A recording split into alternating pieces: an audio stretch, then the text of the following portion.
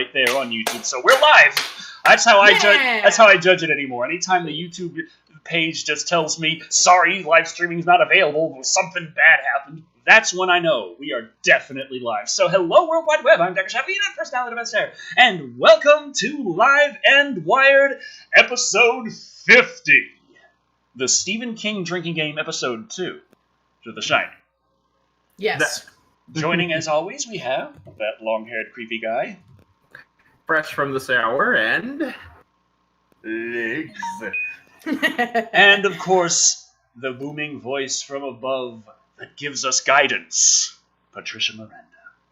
Here's Patty. As you can tell, she is without her face cam today. Not because it's broken, though it probably is. No, it's not broken this time. I'm saying, like, if we try, it might not work. I don't know. Yeah, that's true. Yeah, you have a point. Very true. But, yeah, we got this going on YouTube. Should be going on Twitch and Mixer all the same. I'm trying to look where's... Okay, Restream says everything's connected, so it should be going there, and Periscope, and DLive, and Alfreaka TV, and I gotta make sure I got that going right. All this fun stuff. I was just almost completely set up perfectly. It was an amazing thing. I swear, guys. I really had it going, but then turns out I'm me. Mm-hmm. But nevertheless, the Stephen King drinking game, I'm pretty sure everyone remembers the basic rules from last time. Yeah, I remember. The idea is, hey, Stephen King movies are a fun little thing. Stephen King stories are a fun little thing. There's a few very specific tropes that if you apply them to literally anything else, you will never have to drink. But for some reason, when it comes to a Stephen King property, you will. You will have to drink a lot. Very much so. Very true. Okay, yes, so I got the Africa so TV that window your liver up. will be crying out, "Please stop! I'm begging you!" Demon Oak says he actually made it on time. Nick Arcana says, "You're a woman." No, that's me. Hi, I'm Patricia. But yes. Now, as last time, we got a new subscriber, One Big Manifesto. I believe that is on Twitch. Welcome. Hello, welcome. Hello. Now, when it comes to the Stephen King drinking game for it from 1990, we went over the rules, and of course we had to be very careful because that was very, very close to, if you try anything above beer, you're probably gonna die. And some beers might kill you too. Right. Now, Stanley Kubrick's The Shining is not Stephen King's It from 1990. Not even close. So, while there are still plenty of instances in the story where it's following the rules of the Stephen King drinking game, you drink, it's not nearly as potentially deadly, but still potentially deadly. If you do go full liquor, if you do go full 40% or higher alcohol by volume, you could end up dead. So, again, we got to go over the basic rules here as far as this particular live stream is going to go, this episode of Live and Wired. Number 1, this is for entertainment. We are not asking anyone to drink. We do not expect anyone to drink. And we do warn you that if you go too high of alcohol on this, you're probably going to die, and no one wants that. Right. Number 2, as per the rules with any live streaming service, when it comes to... we got 95 bits from One Big Manifesto on Twitch. Says, really enjoy the stream, guys. Keep it up. Thank you. Thank you. Now, what I was trying to get at was if you do anything like that, a donation, any kind of super chat, any kind of cheer, and you tell us to drink, that is a big no-no on the rules of, like, every streaming service. You cannot give someone money and tell them to drink, because they cannot, in return, drink, as that would break the terms of service, get us all in a lot of trouble, wouldn't be fun. Money's nice, but so is having an actual online career for the long term. Right. Now, if you give us money and you ask us to say something while we're drunk, that might be... okay. Though I would prefer avoiding any tongue twisters if possible. I can't do them while sober. Think about it. Right. Although that will just encourage them to do it. Here is who asks, are they about to watch the whole movie? Yes, but with caveats. That's another way in which these streams work. Because if we were to just show you the entire movie, then that would obviously be massively against copyright. We would get in a whole heap of trouble. So what we have instead is a little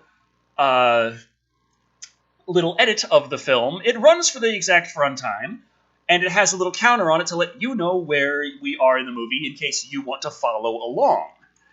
Mm-hmm.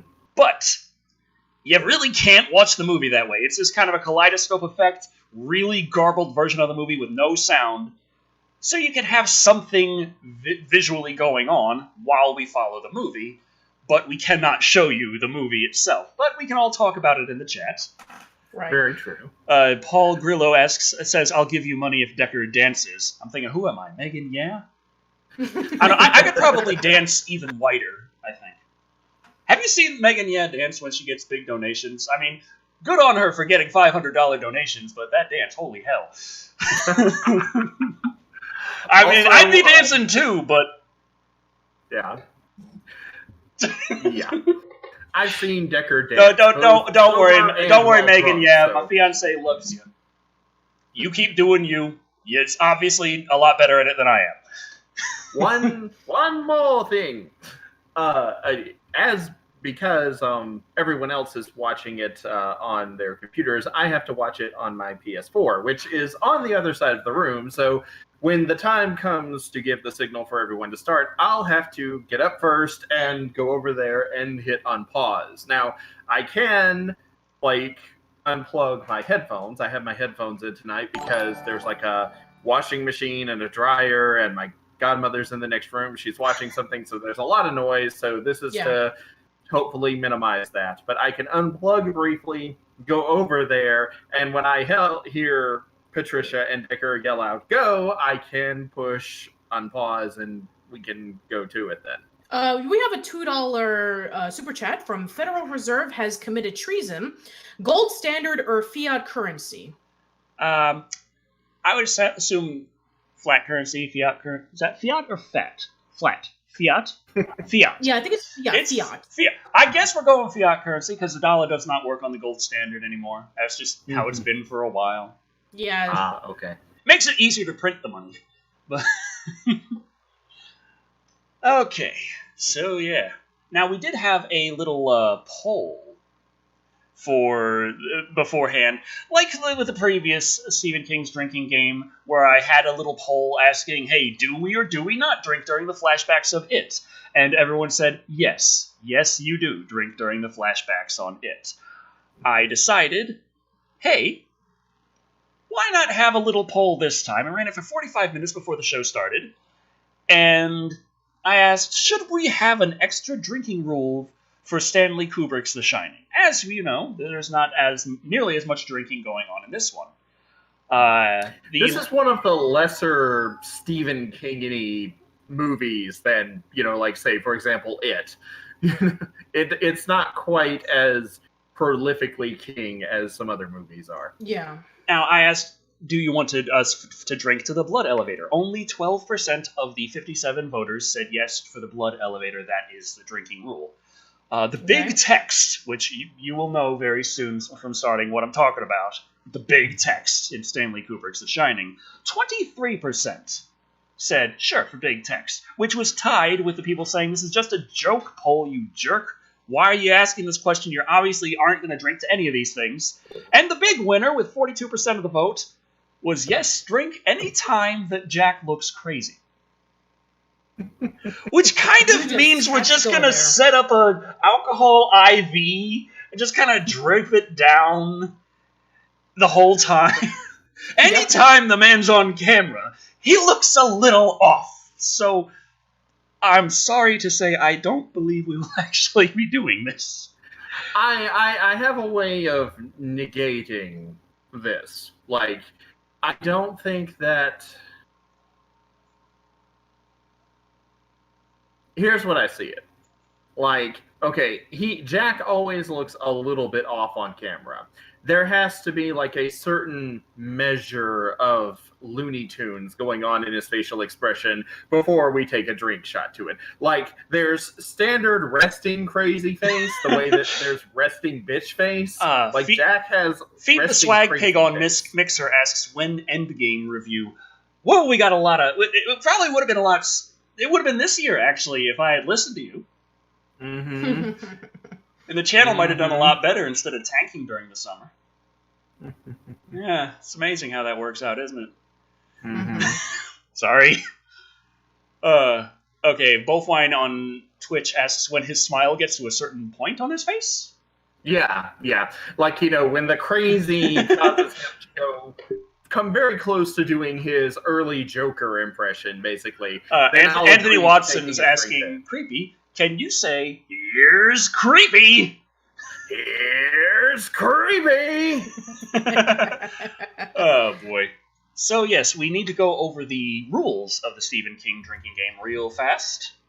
Yes, and I have them right here. Oh, cool. I was about to bring them up. We go by the ones listed on TV Tropes, just in case anyone's wondering. You can easily look them up. TV Tropes, the most reliable source of information on the internet. Also of note, because there is less drinking going on in Stanley Kubrick's The Shining, I'm not going to be having beer this time. I have some iced tea. Oh, nice. What's in it? Rum, vodka, whiskey, gin, and triple sec. Long Island iced tea, in other words. Yes. Ooh, somebody's gonna get tipsy! Also, I might have tried a bit of it before, and I have to say, it does actually taste quite a bit like iced tea, like lemon iced tea. I'm really confused, but... All right, so let's go over I'll be taking it in my I Heart USA shot glass, so I can keep track of exactly how much I'm taking. I'm going to have 1 ounce shots at 17%, so that is going to be quite a bit, but should be well within the not going to die range, which is the important one. Yeah. Right. Unless we go for the every time he looks crazy, in which case I don't have enough fucking tea for that. Mm-hmm. Like I said, his face has to reach a certain level of crazy before... John Ratsey's asking, isn't Decker always tipsy? You would think with how I pronounce names. That's true. Yes, anyway, talking about Mr. John Matherai. Okay, yes, the rules. Right. Okay, so most of which aren't actually going to apply, but no, but there are a few that are going to be in here. So, drinking game to play while you're watching a Stephen King movie. Number 1, an unexplained evil force without justification for its existence. Bonus points for this evil force being extra-dimensional. Number 2, a disabled child with magic powers. Bonus points for those powers being psychic. Number 3, a major character who has some sort of disability or long-term medical condition, which comes up repeatedly, such as asthma and diabetes. Number 4, the setting of the story takes place in Maine at some point. Bonus points if it takes place specifically in Derry or Castle Rock. Number 4, the setting of the story takes place in a rural town at some point. Bonus points if the normal town is hiding horrible secrets. Bonus points if a main character who made it out is coming back to his or her hometown. Number 5, let's see, 1, 2, 3, 4, 5, 6. Yeah. Number 6, an antagonist without any redeeming qualities. Bonus points if they are child bullies. Number 7, details that teeter on the perverted. Bonus points if there are children involved.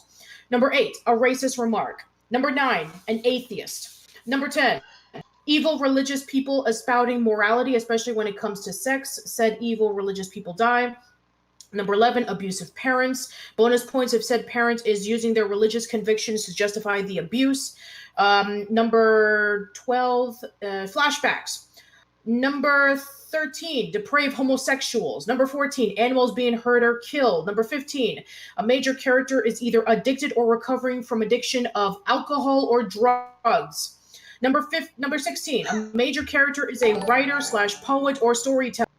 Take an extra shot if he's the main character. Finish your drink if there are 2 characters and if both of them are writers. Oh, we did that one on 1990. It's like, God damn it. He had to write that damn poem, didn't he? Number 17. An obnoxious, nerdy character, usually wearing glasses, is an antagonist, villain, or other obstacle to endanger the main character. Take another shot if the said character is fat and if their weight is an extra reason to hate them.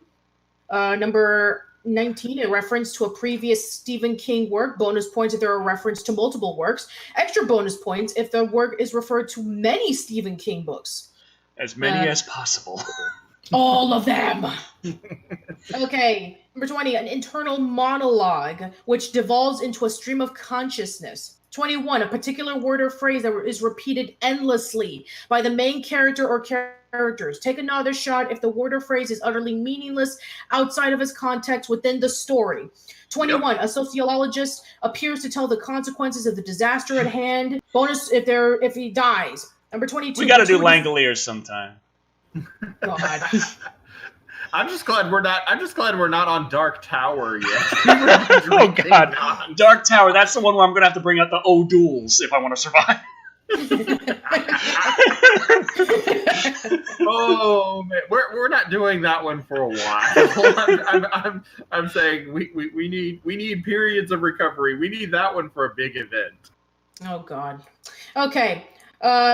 Okay, next one. Gratuitous violence. Bonus points for body horror. Extra points for I Scream. So what's your favorite starter Pokemon? I think Turtwig.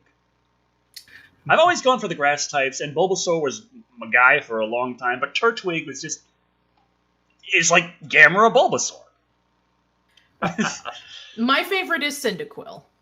Aww. And Creepy? Honestly, I still love Bulbasaur. Aw.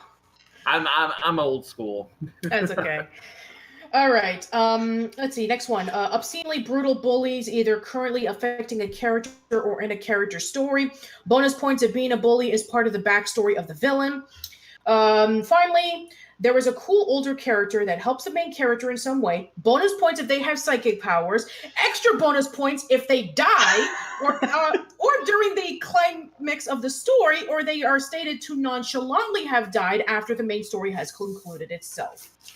That is the rules, and luckily, more than half of it doesn't apply here for The Shining. Yeah, it's pleasant news. Very pleasant. Now I got the thing all set up for me to hear. We can get started as soon as... Creepy, you got your Bluetooth controller, right? What? I said it was going to have to get up. Well, yes, I understand, but at the same time, there's wireless controllers on the PlayStation 4. Oh, yeah, that's right. I never used that. Like I said, I'm old school. I'll just scoot up right in front of the TV and keep it plugged in. Hey, that way, unlike somebody, I don't have it dying on me in the middle of a freaking game. Well, that was just me last night playing, don't change the subject. Well, it's not necessarily changing the subject. It's totally changing the subject. Saints Row 3 on Switch finally got another patch, which did a whole hell of a lot to fix the control issues and the performance issues in the game. And so Charlie and I have been playing it, and but I don't have a second dock because the second dock got fried in the electrical storm way back when. And so I'm playing handheld, and she's playing on the TV, and it was a problem last night where this whole system just ran out of battery while we were playing. It's the new Switch model that lasts for 5 hours. I got the one that lasts for 2.5. Dang it. Oh, well. Jesse Guajardo says, Decker, I just finished a bottle of Jack Daniels, so by the rules. Oh, God. Oh, boy. So he's going to be enjoying The Shining pretty drunk. So, okay, well, you know what? You do you, Jesse. Alright, see. So, yes. Are we ready to get this started? Yes, we are. What did the update do, though?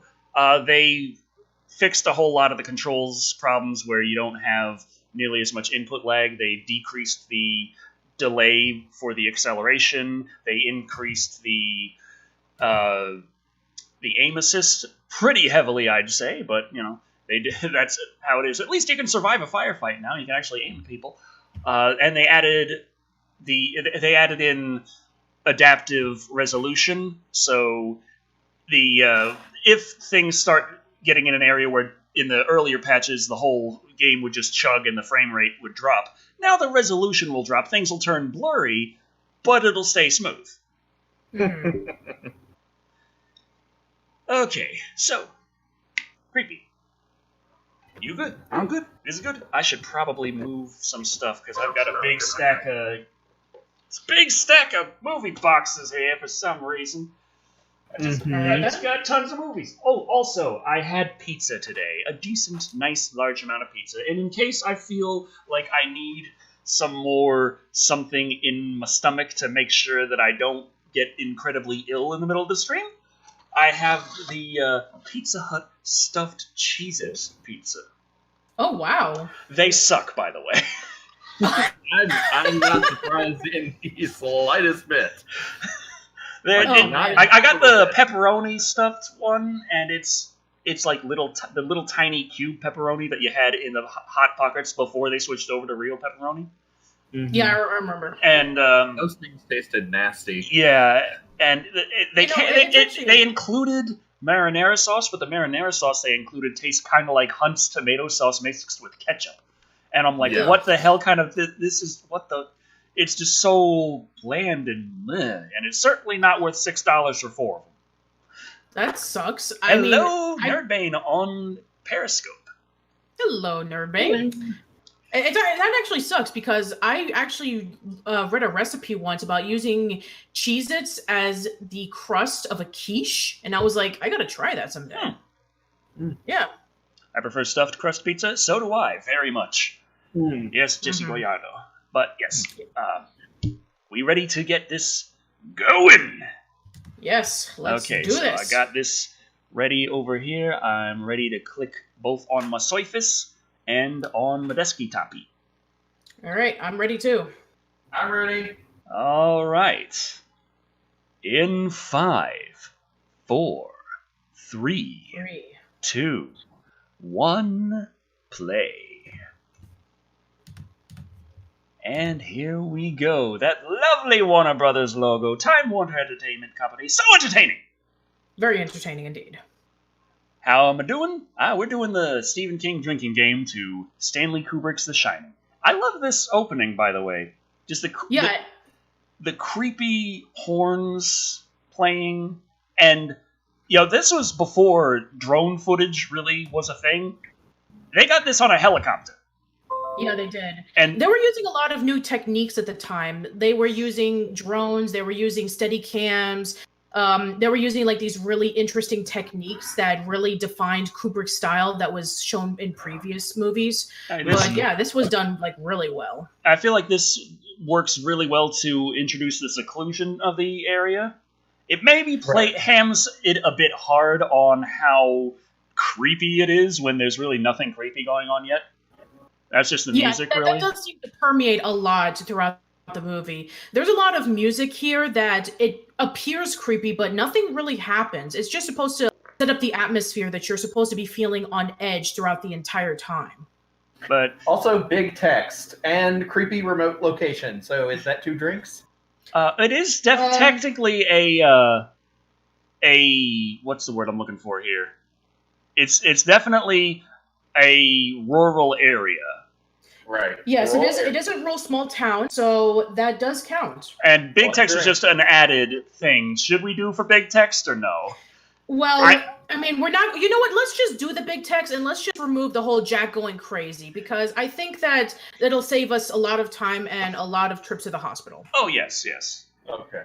So, yeah, take 2 shots for that. We got a $5 super chat from Dr. Zippy McScoots. That's 1. It says, if you're constipated, 4 ounces of mineral oil with slide will slide through you like a warm, wet dream. I highly advise it. Thank you. Thank you. Also, is this Comic Sans? No, this doesn't look like Comic Sans at all. Okay. That's, what is that, Ariel? I think it is either Ariel. That's it what is I'm thinking Ariel, of. yeah. I don't know why I said Comic Sans when I was thinking It was one of the default ones. Right, it does look like a default text. So I was just like, wow, that's what they went But with? yeah, I actually got this on 4K, and I'm having a hell of a time ripping the 4K file, unfortunately. Keep having errors. But yeah, here you can see the helicopter blades on the top, which is the only way I really could tell. Yes, definitely, that was a helicopter that they yeah, you can definitely see with. through the shadows right up there for sure. Hello, Whew, I'm okay. the new boss, same as the old boss. So that's my there's two another drinks. big text. Damn it! Creepy! How dare you! How dare! Should I? Yes. I've already drank. You would. You were too busy. I was busy drinking. It takes me a while to fill this little glass up and take the shot. Excuses. All the excuses. Whew.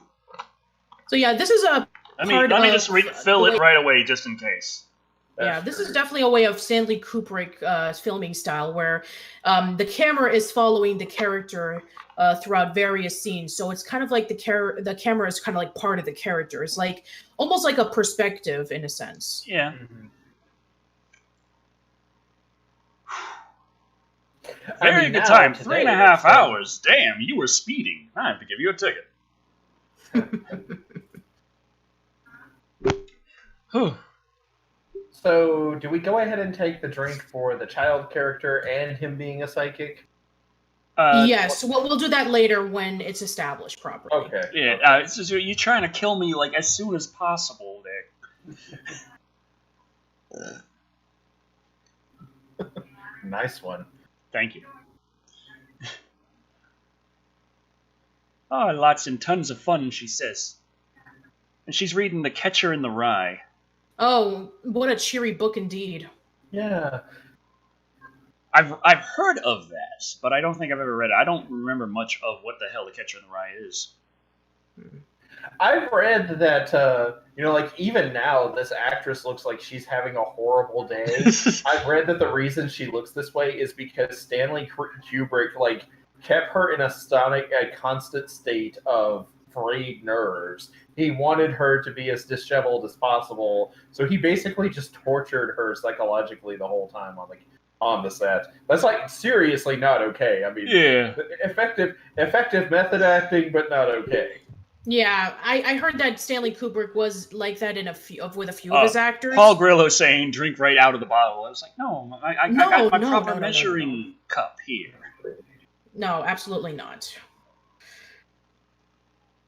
Is this the origin of Jack Nicholson Joker? No, that's Batman.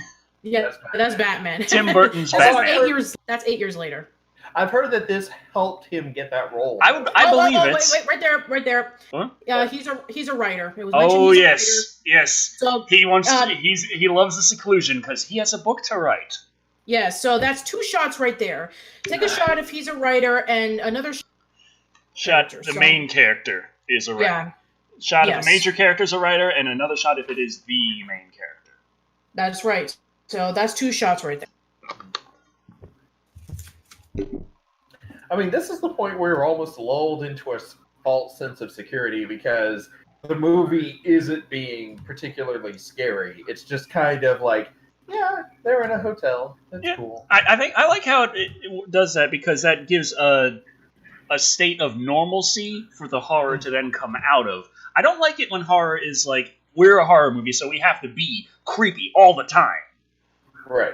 I agree with you. I like it when there is an idea that the world is normal, the world is just mundane, and people go about their lives, and there's not always just weird things popping around every corner. It's the reason why the first 15 minutes of Scream is so effective. girl is making popcorn, getting ready to watch a scary movie with her boyfriend, gets a phone call. These are all normal things. It's how they build up that it becomes so effective. Let's see. Gotron Kusanagi on Twitch asks, what's happening in the video? We are watching Stanley Kubrick's The Shining and playing the Stephen King drinking game as outlined by TV tropes, with the added rule of every time there's big text, you drink. Right. Does the name tag on the guy's desk count as big text? Because in to scale, this in is real the life, point where he mentioned the writing project. Dang, you had me drink early. Right. But I mean, he's I got it written down on my notes. So 5 minutes and 38 seconds. He's a writer. He used to be a teacher. Ah, okay. Right. Oh, okay. So yeah, he mentioned his writing project, but he mentioned he was a writer there. Yes. Okay, got it. Okay. Yeah, I did. We're about to get the horrible secrets, though. Yes, that will be when the next shot comes in. Yeah. Like I said, though, does the nameplate on the desk, does that count as big text? I mean, no, no, it is small, but it's taking up a big part of the lower end of the screen. It is standing out, I will admit, but it's not big text, creepy. Don't worry, you'll have plenty of chances to drink. In a few seconds, actually. He's going to mention about the upcoming story about the hotel. Ooh. Here we go. Right, yeah, the dark, mysterious place with a... Yeah, that's that's the one. Came up here. Yeah, there we go. Okay, so he came up here with his wife, so... bonus points of seemingly normal... Completely normal individual at some point during the movie. At some point, yes. So, take a shot? Yes, take a shot. Ran amok. Killed his family with an axe. So spoiler alert, Stanley. Just saying. Yeah. Would killing his family be gratuitous violence? Well, we didn't see it. True. Okay, we'll skip that. But yeah, you're absolutely right. I don't know. I feel like we should drink to that one. You. You're not Charlie. You're not Davi. You're creepy. You are not either the person I'm in a relationship with or their angry cat. Are you certain about that right now? You don't seem to be. I don't know. I have been drinking.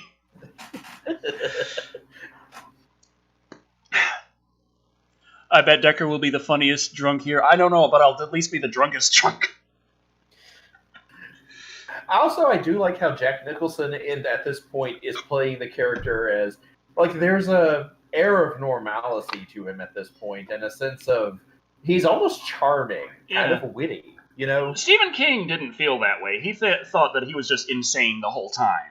He just plays the crazy guy. I can definitely see that for sure. You do get little snippets of being on the edge, even throughout the beginning of the movie. So maybe he thought that was not subtle acting, where probably in the original book, if I assume, then he starts off as a really, really nice guy. And then when he gets to the hotel, he starts developing his madness. No, I'm wondering if it makes more sense in Stanley Kubrick's version because of the fact that he had to be drawn to the hotel, right? Mm-hmm. So there had to have been something there. There is actually a bit of a subtle reference to that when we get to the end of the movie. Mm-hmm. Ringing phone, putting it away, yeah. The evil phone call.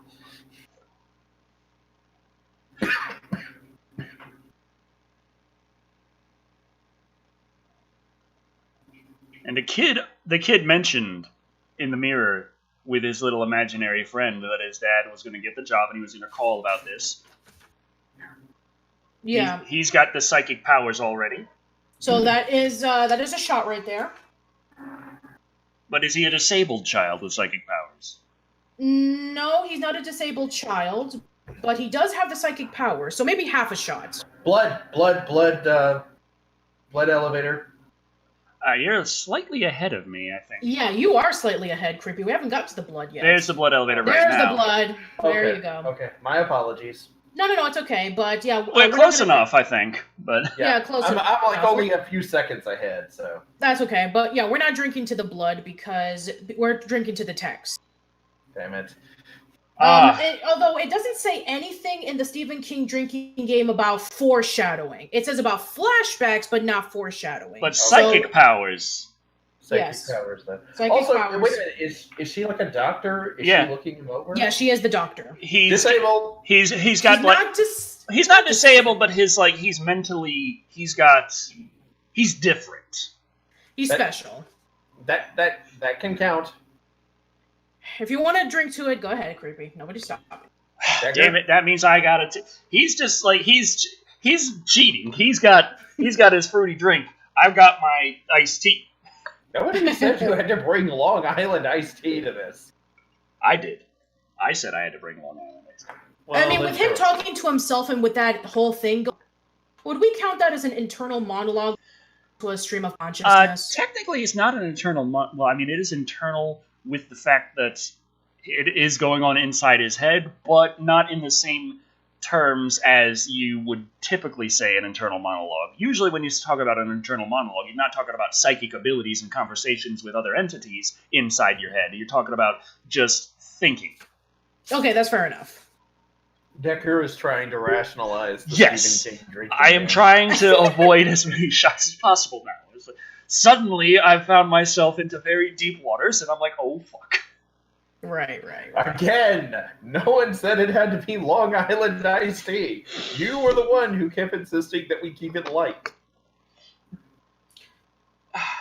I said, okay, here are the limits. I didn't say that you absolutely had to take the lowest alcohol content. You didn't say that you would follow them.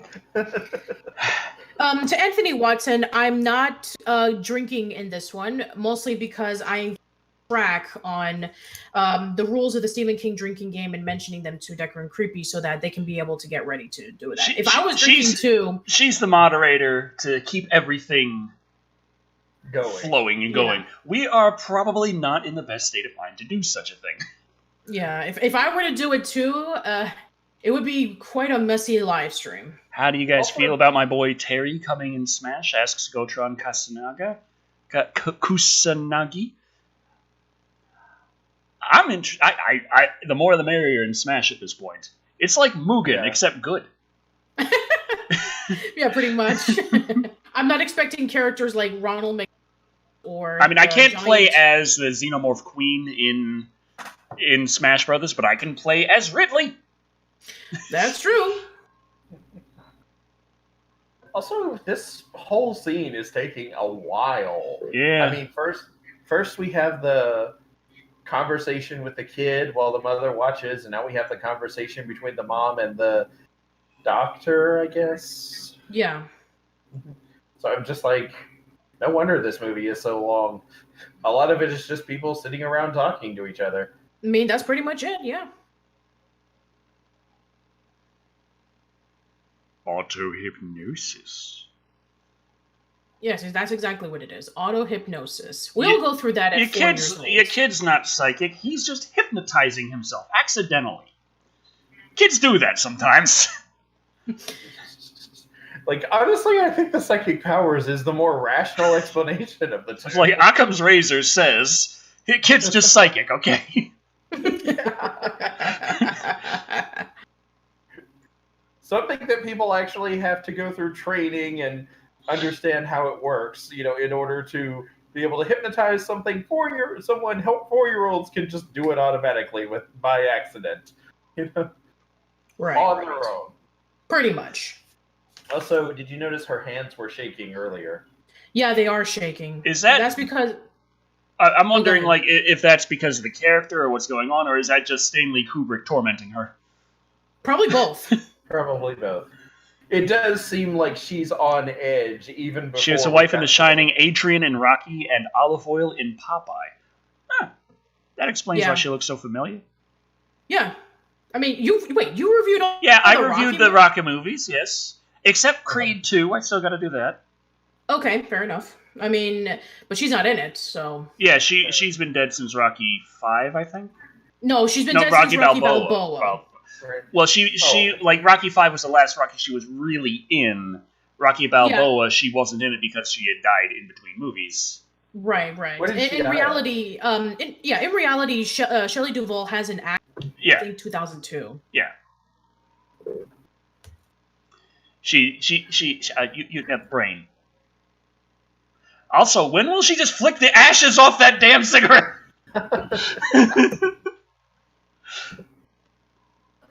The abusive parent kind of thing. This is just talking about how he just sort of kind of accidentally almost yanked the kid's arm off and put him in the hospital. So would that count as abusive parents? Yes. But now he's not drinking anymore. Now he's not drinking. That's big text. 3 shots. 3 shots. So 3 shots. Abusive parents, character recovering from alcohol, and big text. God damn it! Why did we add that? The big text. Why did I make that poll? Hey, at least we're not doing every time Jack Nicholson has a crazy face. True. So we got lucky.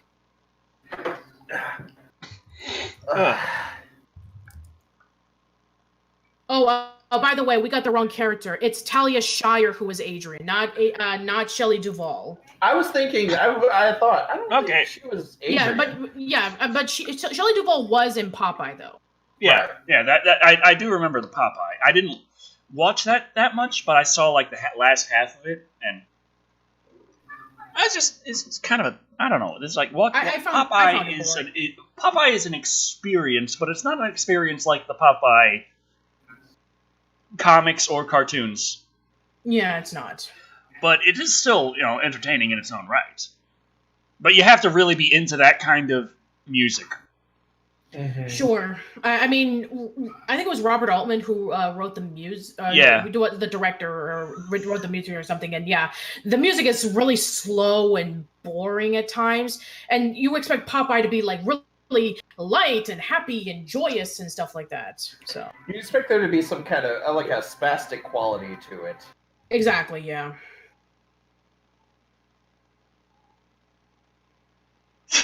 13 minutes in, Decker is already complaining this is a 2.5-hour movie. Is my restream chat just really lagging?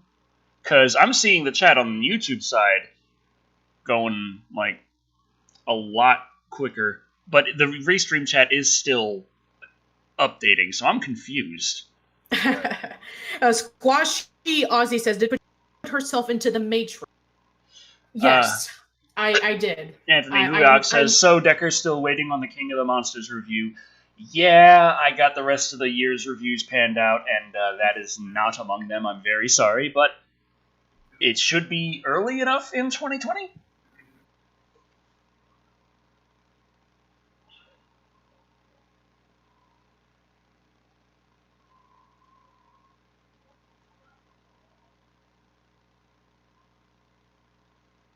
My son has discovered the games room.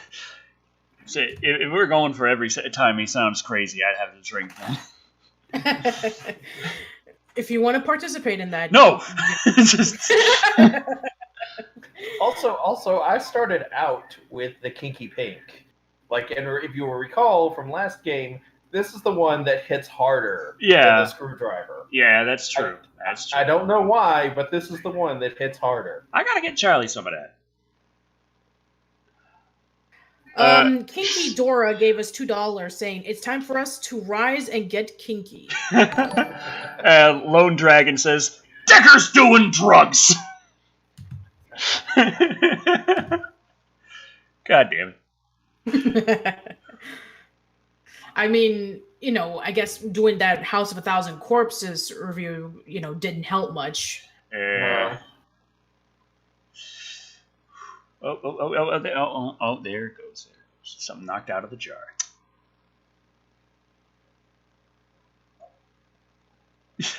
What is it? Lots of movie stars is like royalty. It was like, what? That's a big jump right there. I like movies, but damn. Wait, creepy kids. Isn't that like a trope? No, it's not part of it. Oh, damn. Seems kind of weird. But, wait for them to be like dead, then it's gratuitous violence. Right. Oh, wow, that's a quick zoom in. I know. Nothing here about ghosts. Should we do the unexplained evil force without justification for its existence? Well, they sort of like Explained. Okay, fine. They explained it, they are victims from the past, so. Okay, fine. They did explain it, so no drinks. But nothing on ghosts. Dodged a bullet there. Both Wine on Twitch probably 20 minutes ago said, yeah, the It movie, they had 83 or 86 drinks. Yeah, 86. It was 86. I counted. Uh-huh. Are you keeping track now? I am keeping track. So far, we have drunk a grand total about, I think, let's see, writer, let's see, large text, gratuitous violence, childish psychic, abusive, character recovering from alcohol, big text again. So 7 shots.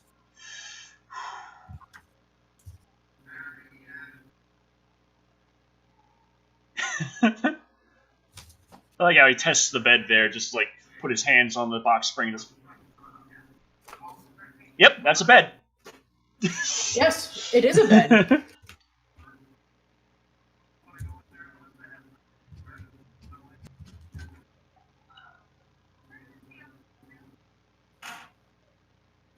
The maze, yes, that's going to be playing a key role in 2 particular scenes much later on.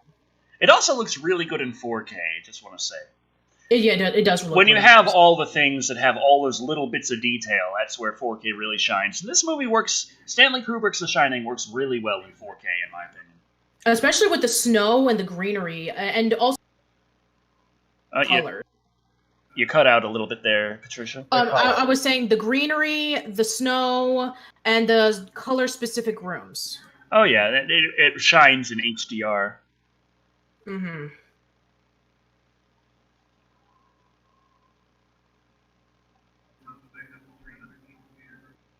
Jake Schuster asks if we've seen the Simpsons episode. Oh yeah, of course. Yes. Yeah. No TV and no beer make Homer Homer go something. Go crazy? Don't mind if I do!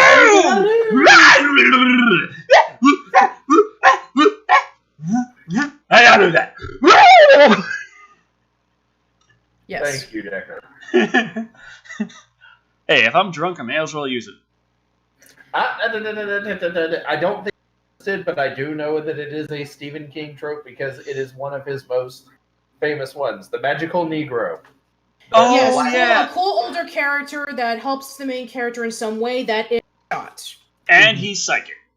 And he's psychic. But okay, so he doesn't get revealed until 10 seconds later, so we might as well take a shot now. So I gotta pour it, so got 2 shots on that. Oh, love to see Decker do all the Rob Zombie movies. Ooh, like as a drinking game, or oh God, no! Drink every time someone swears. I think that we should have had that as like one of the options, but we already did big text, so maybe next time. Mm-hmm.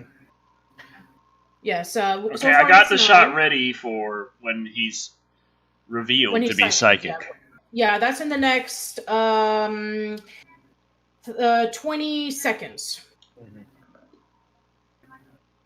Though Stephen King also didn't like how Wendy was portrayed in the movie, and he described it as downright misogynistic, as a lot of people for some reason tend to just gravitate towards. But there's a reason for that. Well, I don't know how she was in the book, but a lot of people who reviewed the movie say that she just did nothing. She was just a punching bag. She was Stephen King said she was a screaming dish rag. Oh wow! But I'm here like watching the movie, and I'm like, did they just miss all of the clear agency she had? She did a lot of stuff, and it mattered. Yeah, yeah. For example, we'll go through that later. Kinky Dora says go to Kinky Dora says go to Legendary Studios demanding a Kinky spinoff. A Kinky spinoff? A Kinky spinoff. Okay then. Okay.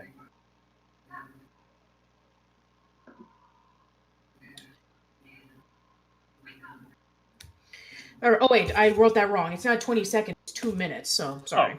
I got that wrong. I thought that was a little but I'm a little too Yeah, to it argue. says right here. At the 27:58 mark, cool characters revealed to have psychic powers. Yeah. So I got it wrong. Joseph Steele says South Park also did a spoof of The Shining. That they did. Oh, and yeah. so did Rocko's Modern. Yeah. Didn't Eric Cartman freeze himself in the snow? I think yes. Waiting for a Nintendo Wii. Yes. And then he ended up thawing out like centuries later. Right. And the Wii wasn't compatible with the TVs they have at the time. Then he ends up going back in time to, like, not just 2 weeks before it comes out, but 2 months before it comes out. Oh my god. It's like, yeah! Okay, kid. Yep. Okay, here's the psychic. Okay, 10 more seconds. Oh god! How'd you like some ice cream, Doc? There you go, that's your drink. How'd you like some ice cream, Doc?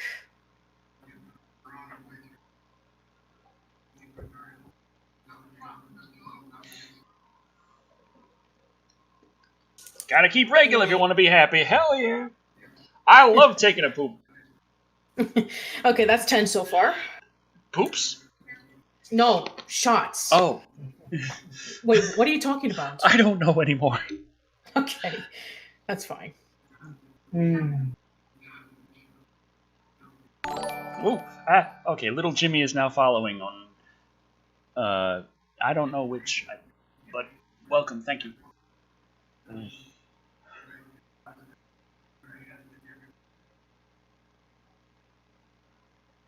He's just saying that to be nice. Yeah. He likes praline, but he doesn't believe that you have it. Oh no.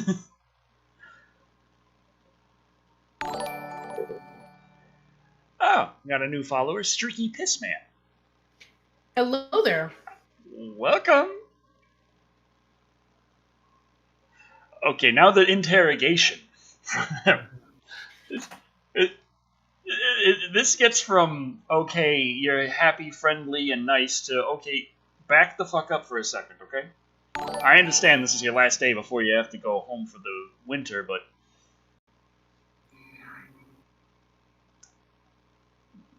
Okay.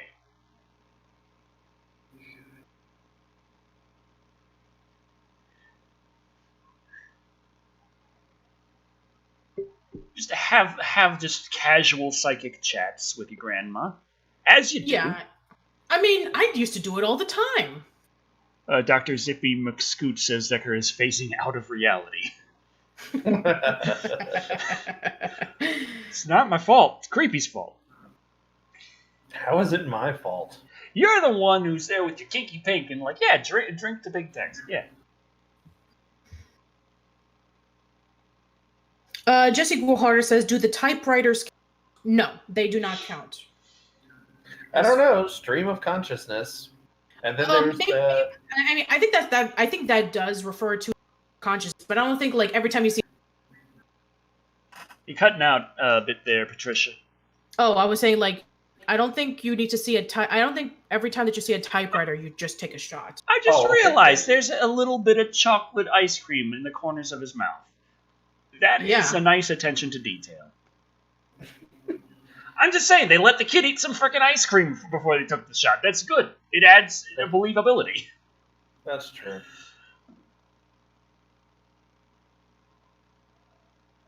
Does your mommy and daddy know about this? Do they? Has Tony hurt you in any way? Let's not go there. Okay, fine. Fair enough. Honestly, Toby Kirkby's here. Welcome. Welcome.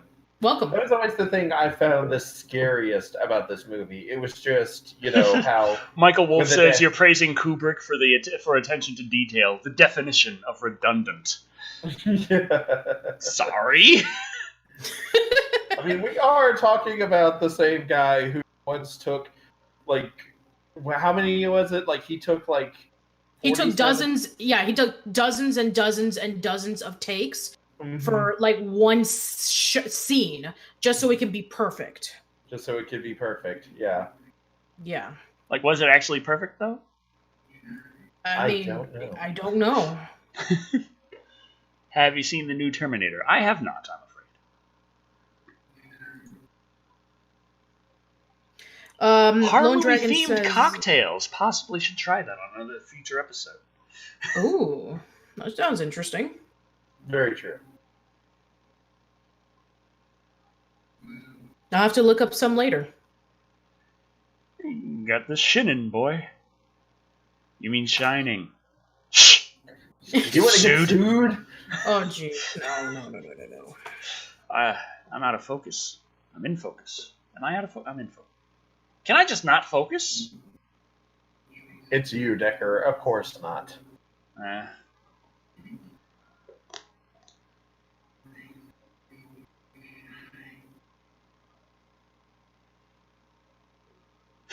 Michael Wolf asks, it was the scene where Wendy was backing up the stairs with the baseball bat. Wasn't that over 100 takes?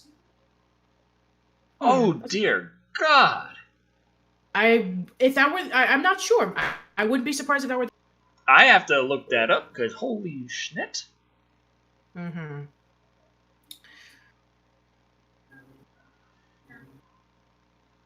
Is there a drink called the Sonic Screwdriver? Is that like vodka and blue raspberry soda? That sounds like it. Yeah, I think I have before. Let me take a look into it.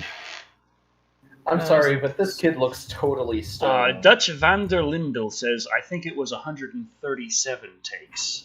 No wonder that kid always looks tired. No. How many takes was this scene? Here it is. Okay, Sonic Screwdriver Cocktail. Oh, it's Doctor Who themed. Okay. Well, yeah. I just wanted to go blue for Sonic. And there was and then there was a Sonic the Hedgehog one. It's on Pinterest. Also, big text. Big text. Big text. Drink. Month later.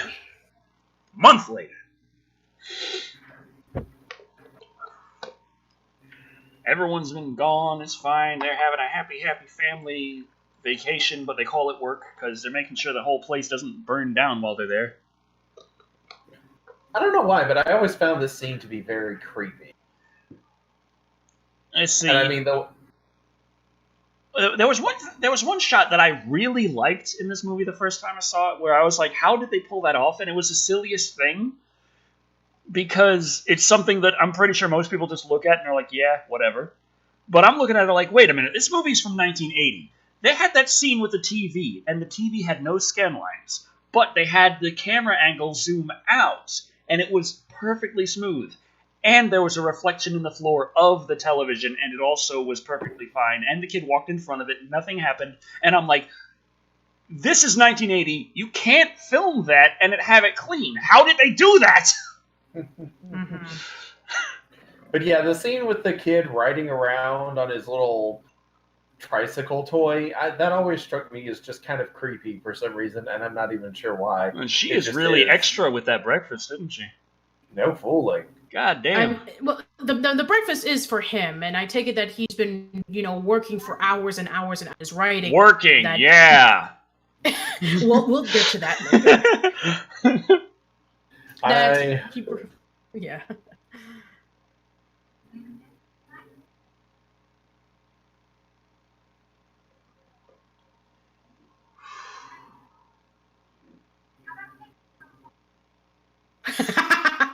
Michael Wolf says Kubrick fired the scan lines for messing up his shot.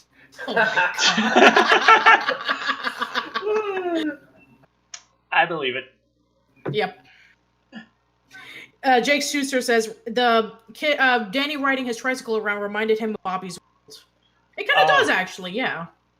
Mm-hmm. Except it's a lot more whimsical and filled with people that are close to him, as opposed to like being incredibly creepy and an isolated hotel. It always just reminds me of Family Guy with Stewie on his three-wheeler, And the fact that they have to play it very fast when he's on his tricycle, because in order to get him to actually fit and work on it, they actually stretch out his legs for the pedals.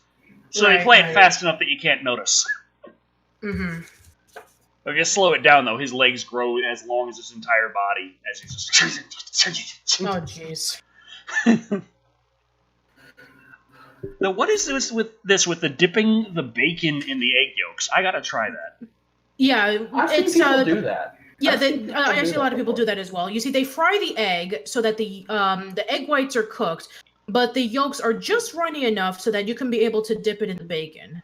Right. Well, yeah, I've dipped like toast in that, but I've never dipped bacon in that. And I'm thinking, shit, I'd rather have bacon.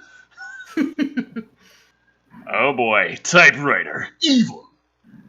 The sign of evil. I'm wondering why he put his cigarette down pointing the wrong way. Does he just like to make it harder for himself? I think it's supposed to create ambience. Oh. Right. The tennis ball. He was just keeping real good beat with that. Very true. Bow. Bow. Now, Mom plays with the kid while Daddy sits there, smokes, and stares at a typewriter. Right? I'm going to write this novel. What's it about? It's about writing a novel! I can see you've had a lot of experience.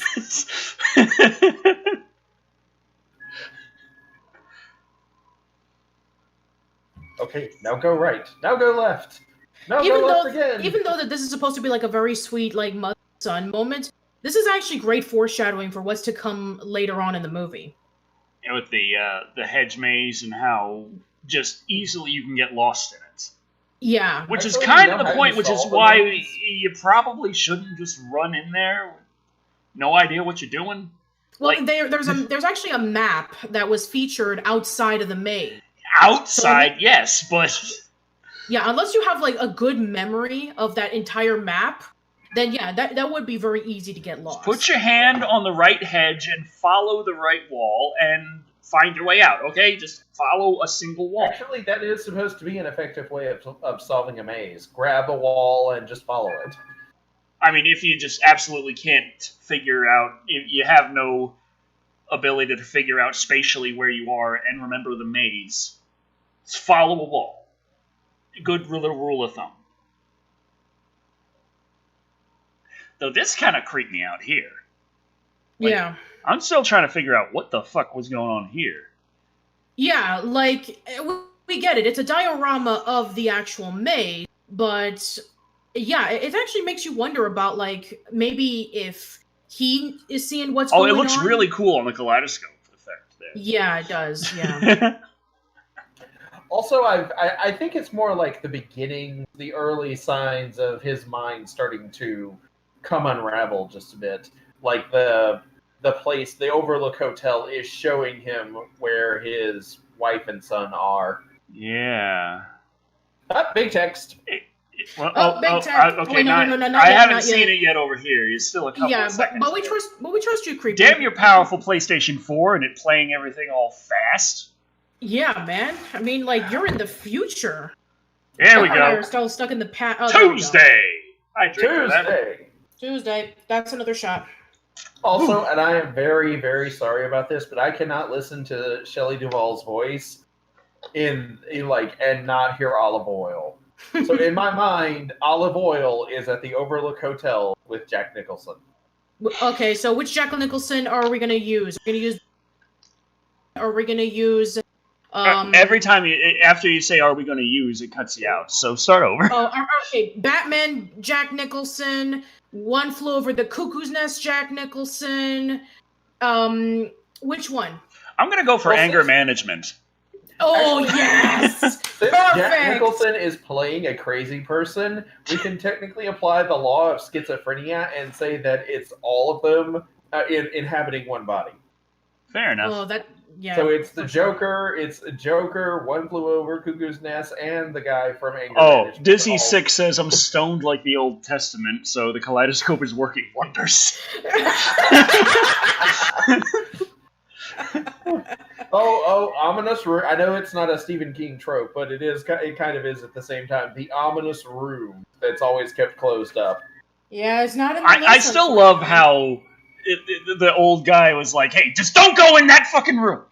I mean, yeah, it was his psychic friend that lives inside his mouth who was telling him, "Hey, that room got some shit in it. Room 237." Right. But helpful old guy was like, "Yeah, 237, nothing in there, nothing at all. So don't you ever go inside."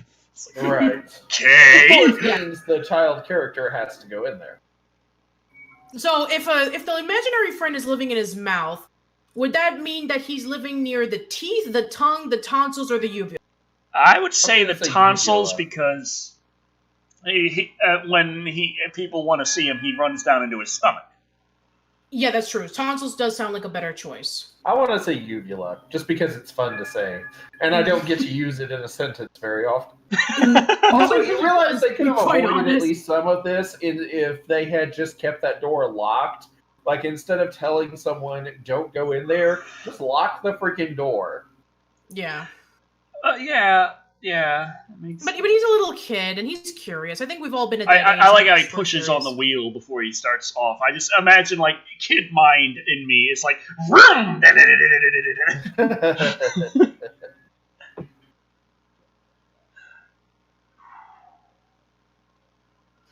Jake Schuster says he's hiding in the gap. Like in the gap of your teeth? I think that would be or the gap like the store where they sell overpriced clothes. Yes. Like it's not Supreme, so it's not that overpriced, but it's pretty much a Ross, but they're like, yeah, we're Ross. Like, what the fuck? Yeah, I'm not here because I'm rich. What the fuck? Alright. Let's see. Lone Dragon says, Jack Nicholson's performance in as good as it gets. He's more like neurotic because he's OCD in that movie. He doesn't like flip out. Charlie and I had a nice moment during the scene because we were like, yeah, this is like us. And then as it gets darker and darker, we're like, actually, no, it's not like us. And then it gets extremely dark, and I'm like, actually, yes, it's like us. And she's like, no, it's not. Jeez, man. What kind of conversations do you have where it goes into that?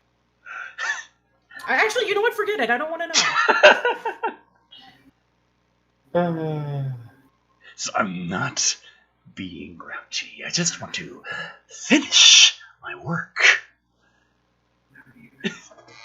It's like, yes, that's us right here. She's like, I made sandwiches. Let me read something. Yay. And he's like, well, let's see. I mean, I can't find anything about, he's acting abusive to her, but I don't think that abusive parent is one thing. Yeah, that's true. He's not being an abusive spouse. Though I think that probably should count in a Stephen King movie. Yeah, they should. I'm surprised he's not even in here. Because they had the abusive spouse in it, and it doesn't seem like it's something that Stephen King works to avoid. True, very true. So I say take a shot. See, this is a part where Charlie was like, no, that's not us. And I'm like, yeah, that's not us. Unicorn Wizard 66669, subscribe. Welcome. So and the whole part, get the fuck out of here, is like, no, that's not us. That's not us. Yeah, that seems too mean. I mean, it's whether you guys just want to drink to that. Abusive spouse really should be a rule. Yeah. All right, so I'm gonna mark that. Okay. So I'm gonna write abusive spouse into this TV trope rule. Yeah. And every time it happens, we have to take a shot. I don't think every time. Okay, not every Damn time. it, Big Text Thursday. Big text. Okay, never mind. Mark your name down. All right, I'm gonna still mark down for abusive spouse though. Well, it's a good. Okay, I would count this as a Jack Nicholson crazy face right here, like what's coming. Well, I'm still watching Mom and Kid play in the snow. Yeah, I'm still watching that too. Okay, yeah, that's a Steven. That's a Jack Nicholson crazy face. That is definitely. Should we drink to that? No. Drink to that. No. Drink to that. No. Okay, we're not. Trevi, stop! Damn it! You had to. Sorry, Decker. I'm going to run out of tea. Also, big text. Oh, god damn it, creepy. What are you complaining about? I finished 2 bottles so far. Motherfucker! This bottle is the only bottle I have! Both of which were kinky pink.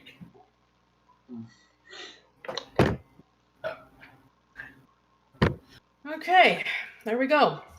That's 2 additional shots right there. Patricia, remember, if we're nearing 40, tell me. No problem. That is the area in which, if I go above that many ounces of this particular beverage, I'm closing in on Deathland. All right, no problem. So far, we're at 16. Decker Not Crazy just want to post videos on time. Oh, God, that would be so nice to be able to do that. To be fair, I fucked up last time as well. I didn't get the House of a Thousand Corpses review done until Halloween, which was Thursday. So that's a bad. I still need to hit Wednesday. If only for myself. Man. Fuck, we're only 48 minutes in. Yeah, and when we get to the climax, that's when... Oh, I remember, like, towards the climax, the triple racist remark in the bathroom. Yes. What are you drinking, guys? Asks well, when did he ask that?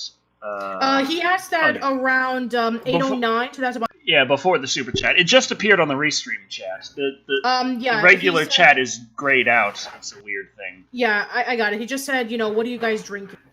I have Captain Morgan Long Island iced tea. I have the kinky pink. Decker's head is going to hate him this morning. Yeah, in the morning, yeah. Mm-hmm. It's one of the worst snowstorms we had for years. God damn climate change. Fucking everything up.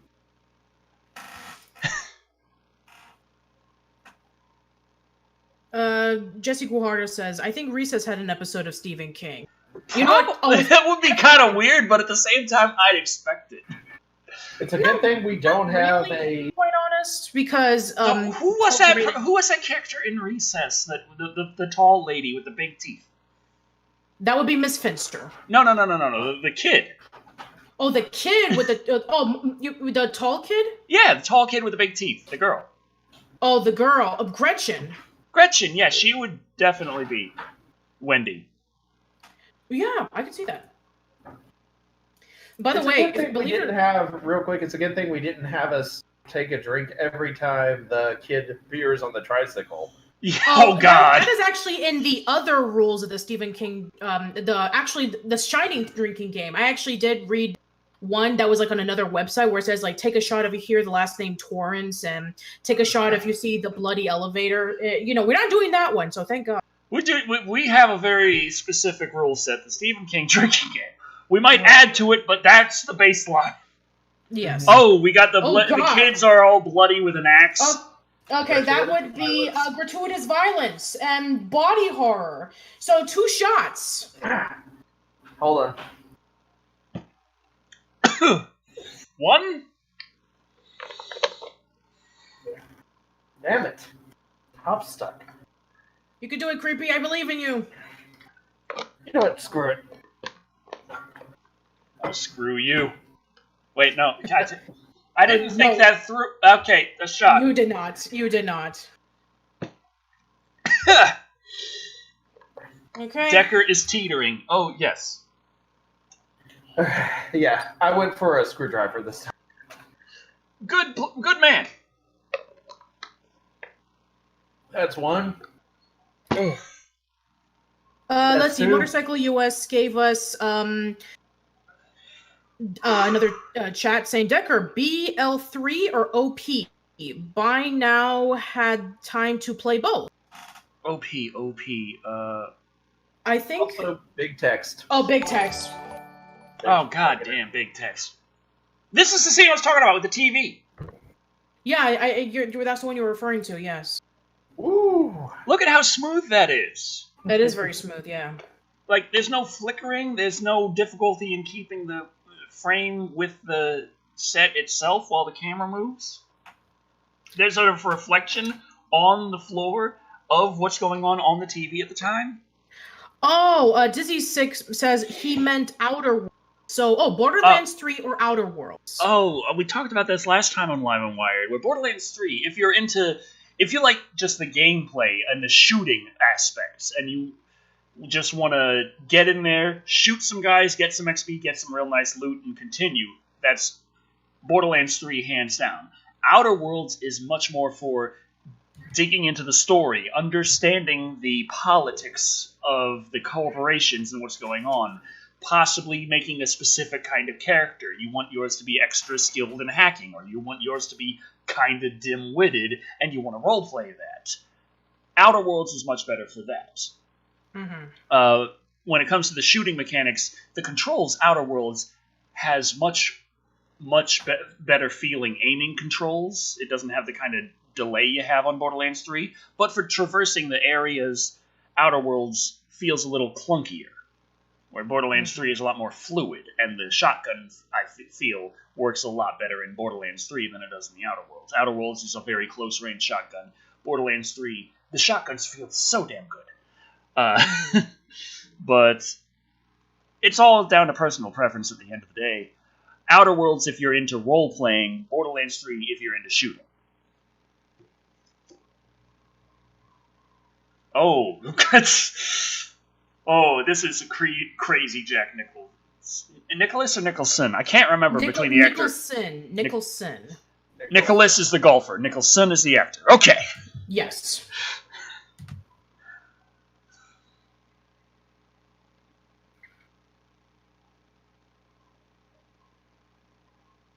Toby Kirkby says, Decker, the TV is 30 hertz. The camera is running at 30 FPS. Sync the gate, bam, no scam lines. Fucking brilliant. Okay. Thank you, Toby. Now I understand. I didn't figure it out. You told me. I understand. You understand how that could work. Nice. You need to remember that. In case I need to do it later. Jesse Guajardo asks, Creepy, did you see the H.G. Wells War of the Worlds cartoon version, such as Flintstones, The Jetsons, Hey Arnold, and the Ed, Edd and Eddy episodes? I don't think so. I feel like I should, though, now. Although I have seen the Hey Arnold one. It's called Arnold's Halloween. I actually posted up my old video from you cut out. When you said after old video, it just froze. Sorry.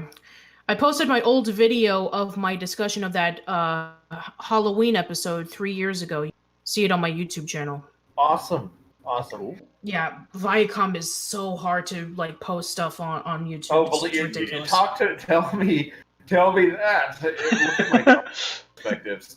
Yeah, I feel bad for YouTube. Damn, and Decker, you mean I think that the three of us get the shaft when it comes to posting our stuff online. Yeah. Also, is it just me, or is this whole scene creepy? It is very creepy. It's a it's like he still cares for his son, but he is clearly going deeper and deeper into his psychosis. Yeah, and his son kind of knows, but also is still his son and still really young, and is like, yeah, that's my dad. I have to do these things because I do love him, and his father's like, I love him, but I'm crazy. But I'm also going slowly insane. Yeah. So it's like, the son feels uneasy, the father feels crazy, but they both still love each other, and that does come through. I feel like that's that's what makes this an effectively scary story. There's a lot of, anyone who's had to deal with domestic abuse or domestic violence can look at this and say that, yeah, I do remember when my childhood was like that. It's sad. Jake Schuster asks, did you watch the rest of Are You Afraid of the... I think he's referring to the miniseries, and yes, we did. We actually posted just 2 days ago. Yes, Patricia and I did that together, and it was awesome. It was a lot of fun, for sure.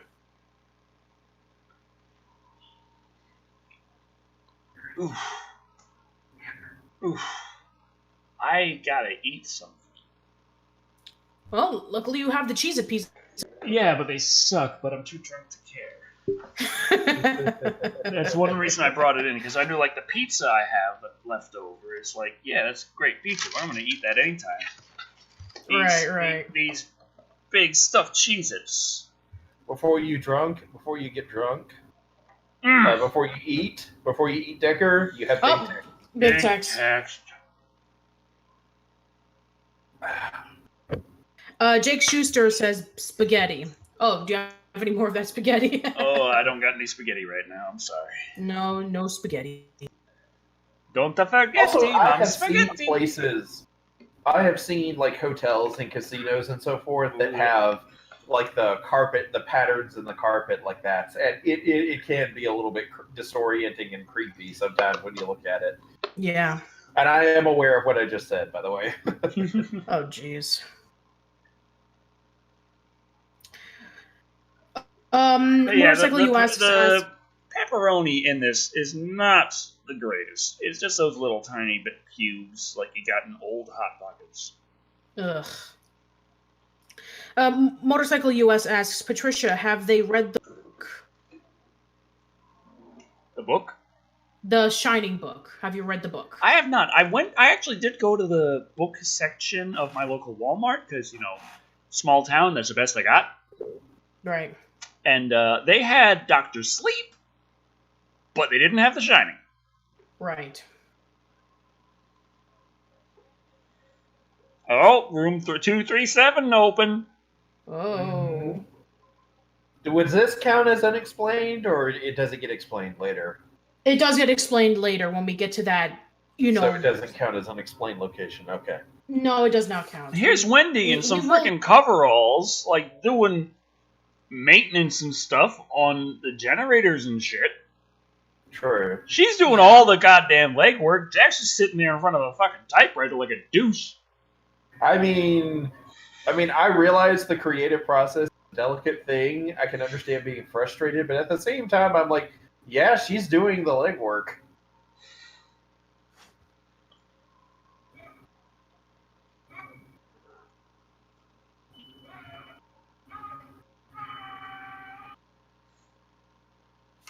Oh, I heard the part in the future of the movie from your TV, Creepy, and I was like, what the fuck?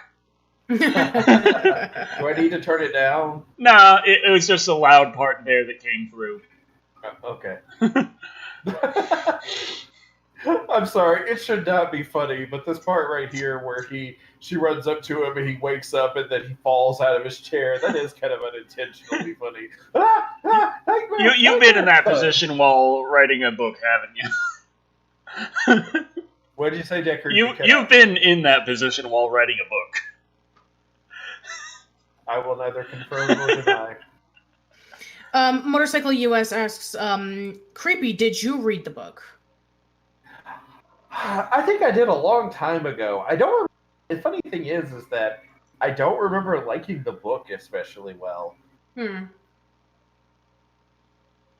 I feel like the book is, like, the concept is really good. The remote location aspect especially, and how it's illustrated that this isn't just them being out in the middle of nowhere, but the problems of it being winter, the snow, the fact that communication equipment is not the best, etc., etc. I do like that aspect, but I feel like the weaknesses in Stephen King's writing, particularly how he can kind of go on for too long, hold it back a bit. Yeah. Now, I realize that I am not necessarily in the majority here, because I do know for a fact that a lot of people to this day still love this book and consider it one of his best. So, Right. Yeah.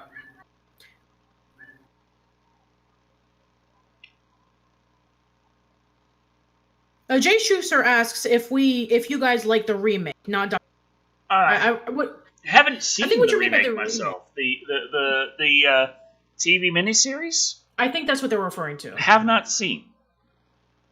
Honestly, I didn't even see this until a couple days ago. Same here. Yeah, I've never seen this movie before. Like, not like from start to finish. Right. Yeah, I haven't seen it, period. Oh, Danny got the shit kicked out of him. So do we, okay, we're not, so, like, yeah, I don't think it says anything about external damage, nothing in there, so. Okay. Yeah. No, he just got his shit kicked out of him, and Wendy's like, "You motherfucker! You're like the only other person here. You think I don't know who did this?" Yeah. Jake Schuster says abuse. I know it says abuse parents. We already covered it. Abuse. We already did the abuse of parents one. Yes. When he yanked on the kid's arm. Yeah, and we did cover the abused spouse, but the fact that he was abused by somebody else, it's not in the rules of the Stephen King book. So, right. Yeah, I mean, like, and Jack there, like, I don't know what the fuck you're talking about. Like, how could you do this to him? He's like, I don't know what you're talking about. What the fuck? I'm just sitting here freaking out over my script. Yeah. I mean, my writing, my novel. He's not writing the script. He's writing the novel. I'm not Jack. Yeah. I get where she's coming from, though, because I'm like, you know, they're the only ones, and they're the only ones in the hotel. And they are in this remote hotel. There's nobody else around, so most likely suspect. I can kind of see where she's coming from. Mm-hmm. Definitely, yeah.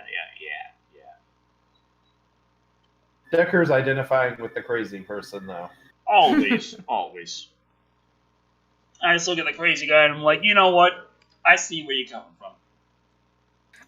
Dizzy Sick asks us, Decker, Creepy, Patricia, have any of you seen and or watched Dreamcatcher? No, I have not. No, I have not. I get the feeling that'll be in our future at some point, though. I feel like it should, sure. Definitely. Man, Kubrick, turn down the volume of that audio. Jesus. Yeah, that audio is really loud. It's piercing. It's like, the scene's creepy enough without that. Oh, thank you. Much better. Okay. Okay, so with this technically being like ghosts and dead people, should we count it as an eternal monologue? Oh, did we ever mention that he was a recovering alcoholic? Yeah, we did. Yeah, we did early on. Just check and make sure. I couldn't remember. I've been drinking. That was like early in the film when. Does it count if I'm a recovering alcoholic? You're not in a Stephen King movie, so no. Oh, okay. Well, I'm not recovering either. I'm just an alcoholic. Monologue. He's monologuing him to himself, though. Yes, that is part of it. An internal monologue which delves into a stream of consciousness. So yes, it does count because there's nobody there. Oh, that is true. So that does count as a shot. And Motorcycle US asked a question as before about harm to a child. Isn't that a drink? No, because it's not abusive by a parent and it's not abusive by a spouse. It's technically like a ghost. Yeah. So it doesn't count. Or it's not by a bully. Yeah, or it's in a high school bully, right? So it doesn't count. One of the three, yeah. I mean, they are taking a shot for the internal monologue into a stream of consciousness, so I'm going to mark that. Might have filled the next drink a bit. Jeez. Pour a little bit of it off, I guess? Yeah, there you go. Pour some of it off. I can. But, I probably can. But it's got one of those openings that are just kind of not... just pour a little... pour a little bit on the lid for later. Yes. There you go. That should be good. Ah, crap. I'm pouring booze all over the place. Okay, that's enough. Great, now the floor will get drunk. Yes.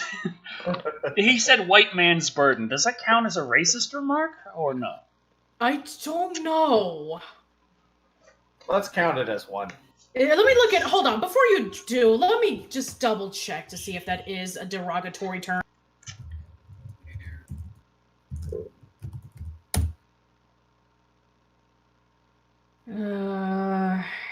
Timbuktu to Portland, Maine. What do we got on that one? He mentioned Maine. Setting of the story taking place in Maine. Yeah, that's not... He just mentioned it. He didn't... He just mentioned it. It doesn't take place there. It does... Oh, my phone. It's fine. It didn't break. Okay, I'm going to put it over here away from you.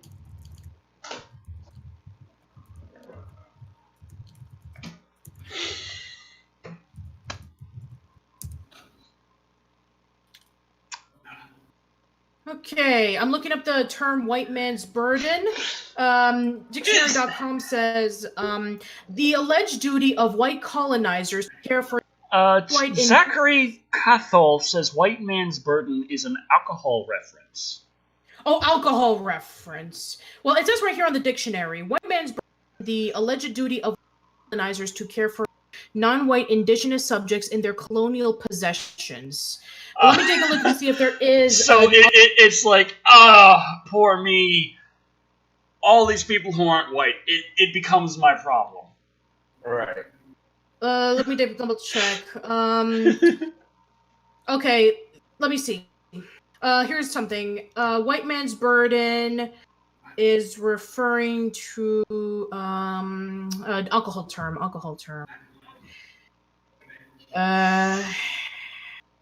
Here it is.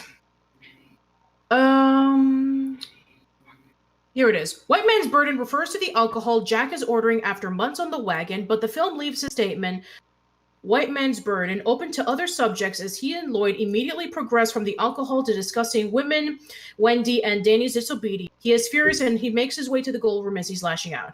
As white man's burden is best understood, it refers to manifest destiny and the heavyweight shouldered by so-called civilized white men in lifting the remainder of the world out of the dark and into the light, based off of Rudyard Kipling's poem of the same name.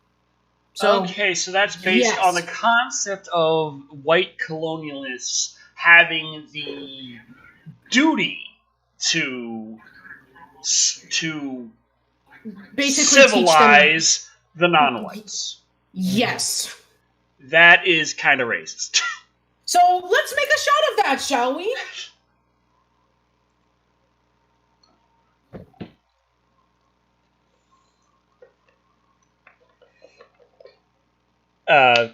Camel G Unit says being racist to whites still counts as racism. Being racist to anybody counts as racism. that's being racist to any race.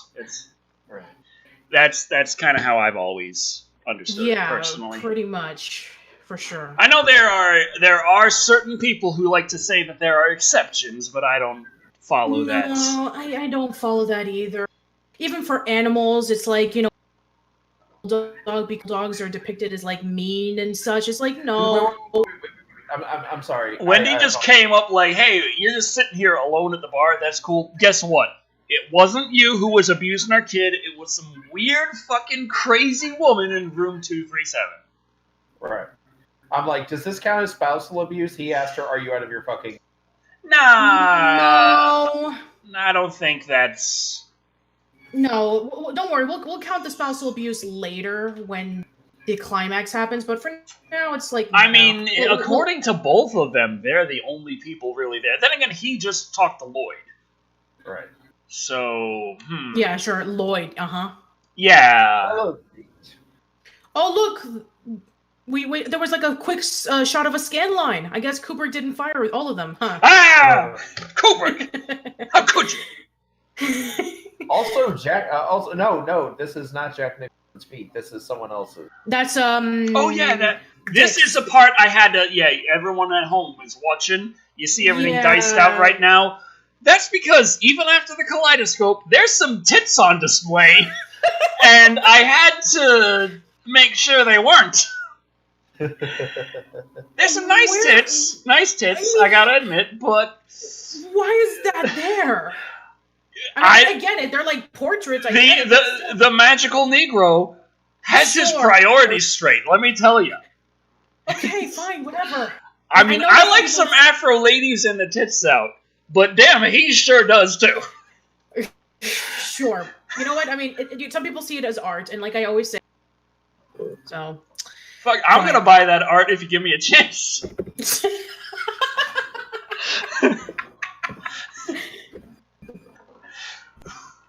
Although I do have to say that, that scene where it's like currently going on, where it's like zooming closely into where he's having the psychic motion. Yeah. So I think that, with him just being calm for just being like bugging out and his eyes just like looking worried, it's actually like really done pretty well. Yeah. So is this a shot for psychic? even with all that around him, with the news reports and his personal choice of decor, and he still ends up in this psychic fit with the kid. Okay, so after he's been through room 237, that is pretty. So take a shot. Take a shot for what? Psychic. Well, we already established his psychicness. Oh, okay. Well, Creepy, put the bottle down. I know you enjoy. Hold on. Getting me really goddamn outfit. Don't worry. Hold that drink, Creepy. We'll be needing it in like 20 or 30 seconds. Well, that means by now, Creepy's probably looking at exactly that, and we're just behind. Motorcycle US gave us $2 saying, Decker, that plastic stopper can go in and out. Which it can. Yes, it does. Doc Snake asks, is Charlie listening? Probably. God damn, you're right! The fucking... Wait, what? The plastic stopper comes out! Thank you, but god Thank you, Motorcycle US. We really do appreciate it. I mean, I guess that's good, because that means I don't drink too much. I didn't know that. Oh, yeah, this is a part... I actually didn't have to censor this for the Kaleidoscope, but Jack goes into room 237 to be like, hey, who's this crazy woman who's been messing with my kid? And she's this top-lit, naked-ass, holy goddamn, look at those tits. Look at that bush. That is some naked woman right there. Yes, do we take a shot that details on that teeter on the perverted? That would definitely count.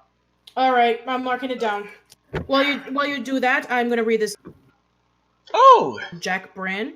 Thank you, Jack Brand. Says, hi, Decker. I dressed up as the character in Getting Over It. If you see a bald, buff, naked dude in a cauldron using a sledgehammer and transportation to get around featured in the news, that was me. Well, then I'll have to look for that for the next Live Empire. Thank you, Jack. Oh, yes. That is awesome. God, what was the name of the character in Getting Over It? I played Getting Over It, and I still can't remember.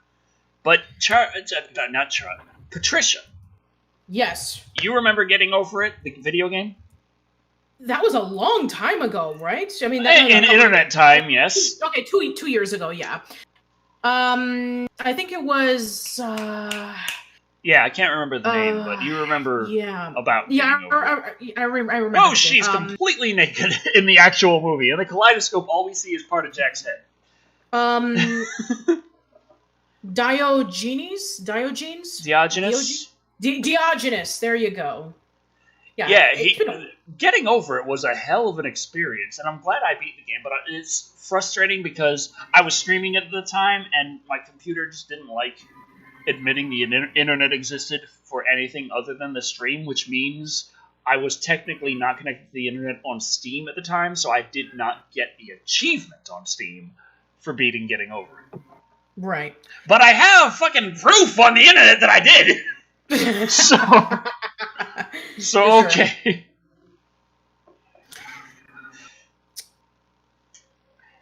And just make out with that naked lady as you do until you find out, hey, actually, this naked lady I'm making out with is not nearly as sexy, is partially rotten, and really old. Ugh. Yeah, that'll soften things up for you now, won't they? Oh God. Kamel G Uned asks me, I want to see Patricia play Alien Isolation. I would love to. I love Metroidvania. Alien Isolation is a lot of fun. I played through that. It is like, if you're into horror, it does definitely tick the boxes. If you're not, it'll freak you the fuck out. But my best advice is remember where you can hide and don't be afraid to spend some time there. Gotcha. Yeah, I would love to play it for sure. Oh, that was gross. Yeah. But that's Stanley Kubrick's The Shining. Yep. I love how the parts with with this friendly older character's Dick. house. Yeah, Dick. Yeah, with Dick's house. Dick's house, yeah. Those I had to censor for the Kaleidoscope because the Kaleidoscope showed off completely his choice of posters. But that section with the naked lady and the rotting naked lady, the Kaleidoscope didn't show anything that was not allowed on YouTube, so no problem. For sure. Just the fun of it all. Also, I wonder if the old lady was her body rotten, or was she suffering from leprosy? No, I think the body was rotten. I think she was rotten. She was in the bathtub and dead and decomposing. Yeah, it didn't look like leprosy. Yeah, I mean, like there were there were look like patches on the skin. Yeah, it didn't look like a actual rotting body, so it matches a little better with leprosy. But I think the intent was dead. I do know that in the 70s, there were leprosy camps. The disease did experience a brief resurgence. Yeah, I did hear about that. Yeah, damn hippies. I don't think hippies were to blame for it. No, I don't think so. I don't know. I mean, there's all the anti-vax thing going on right now. Fuck it, I don't know. Nate Dogg asks, which Nightmare on Elm Street is your favorite?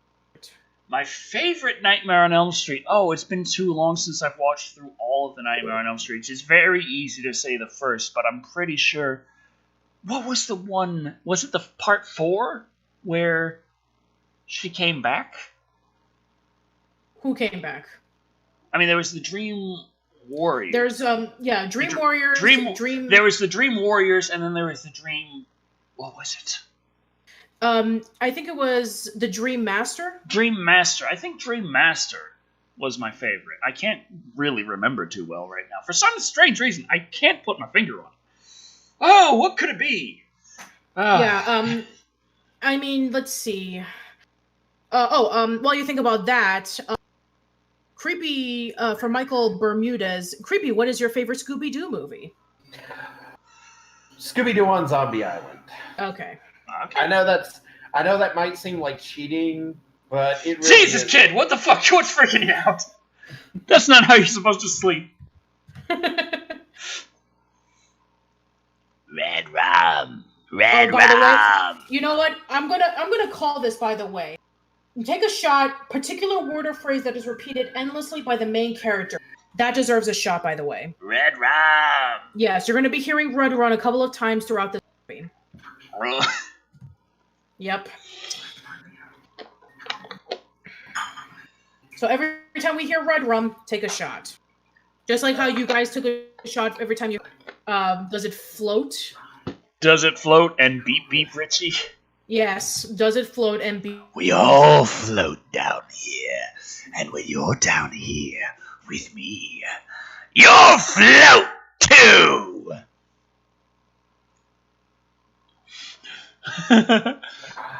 Dr. Snake gave $4.99 in a super chat with no comment, but thank you very much. We appreciate it. Thank you very much. You have no idea just how much we appreciate it, I'm pretty sure. Yeah. Thank you very much. It is really... I need to do this, but I've got to go to the restroom. If I miss any I win this time! Go ahead, Creepy. We'll keep you posted.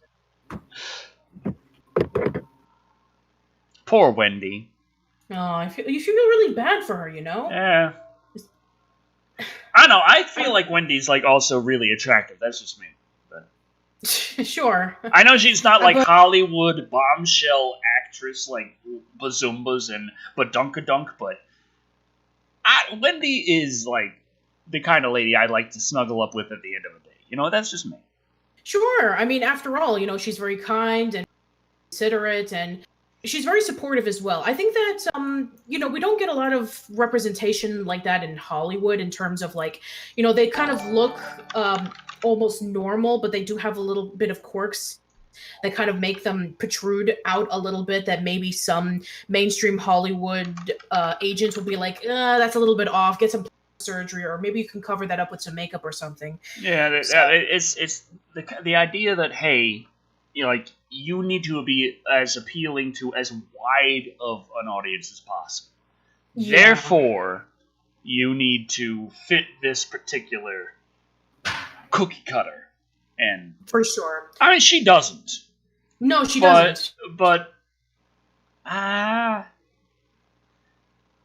seen plenty of the cookie cutter bombshells, and it's just kind of it's old hat. Whereas Wendy Frenberger, whatever the last name is, that's okay. Would it be Torrance because she's married to Jack? Yeah, Wendy Torrance. She looks like the kind of lady I'd like to snuggle up with at the end of the day. Like, man, talking about movies is so hard, and she'd be like, "Yeah, I understand, Decca. Mm-hmm. Give me a kiss," and I'd give her that kiss, and she'd turn into some strange Lovecraftian monster, but I'd still be into it. That's fine, yeah. Oh, god damn it, we're gonna have... Creepy, prepare 3. 3 shots? Prepare 3. Be prepared. Be prepared. Okay, so we already established the whole internal monologue, which does... Motorcycle U asks, creepy, is Gem retrospective over? No, it's not over. Is this another shot for the the inner monologue? I mean, internal monologue. He's just kind of like in his mind at this point. So that doesn't count. Is it really an internal monologue that devolves into a stream of consciousness, or is this just us jumping into his stream of consciousness? I mean, technically, none of this is even happening. Yeah. I mean, it's all in his mind, you know? Like, there's nobody there. There's no alcohol because they took all the alcohol away. Yeah, they took all the alcohol away physically. It can't be. Right. Yeah. Exactly. So I say count it. All right, I'm going to mark it. Donald Russell says the Overlook was built over an Indian burial ground. Is that in the book, or? I think it is in the book. I think it is, yeah. I don't remember mentioning that in the movie. Yeah, they didn't mention that in the movie. But you're right. It is in the book. There's another thing that is also mentioned in the book that is not in this, like how the ending was. But the ending is very different between the book and the movie. Yeah, right. And that's another big reason why Stephen King did not like Stanley Kubrick's The Shining. Yeah, I guess Miyamoto must have been a big fan of it because it was referenced in a particular Mario. A person says the Indian burial ground was mentioned. I guess we didn't pay attention. Was mentioned where? You cut out. Yeah. It was mentioned in the beginning. Oh. I guess I didn't pay attention to it. I guess not. I gotta check again because I'm going to be reviewing this one for next week, so I better fucking pay attention. Right.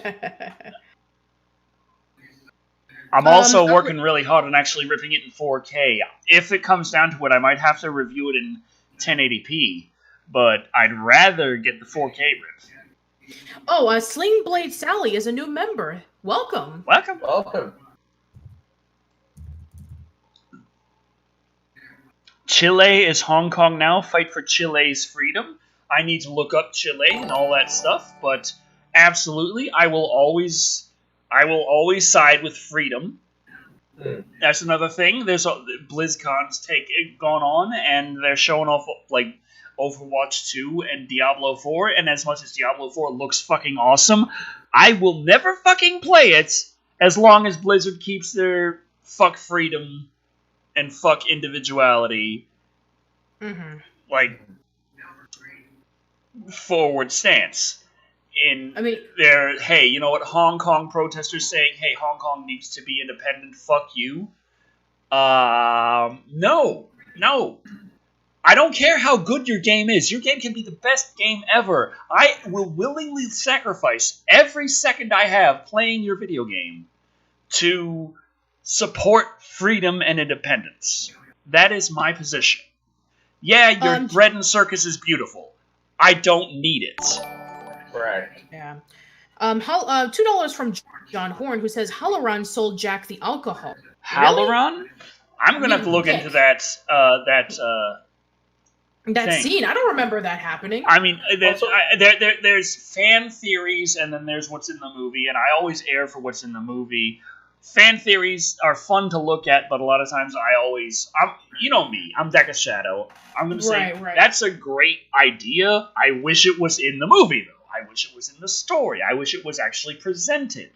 Like, I got that a lot with the Requiem review, where I was like, this is terrible, that's terrible, that's terrible, and people were like, hey, actually, this is not Requiem. What am I talking about? The Prometheus review. That's where I got it. Gotcha. Where people were like, actually, this is this and that and that and that and that. And I was like, that's a great idea. Too bad it's not in the movie.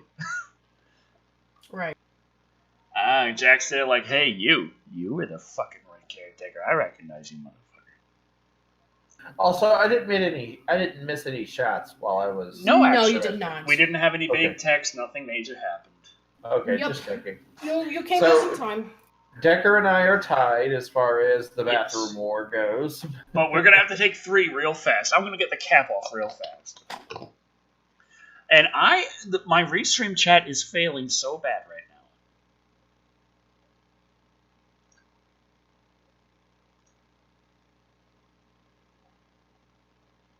now. Okay, so essentially, he's talking to the former caretaker of the hotel, the one who killed his wife, daughters, and blew his brains out. Yeah, put both barrels of a shotgun in his mouth like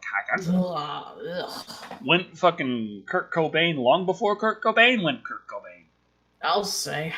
And speaking of which, the bath, doesn't it kind of almost remind you a little bit of the Red Room from Twin Peaks? Yeah.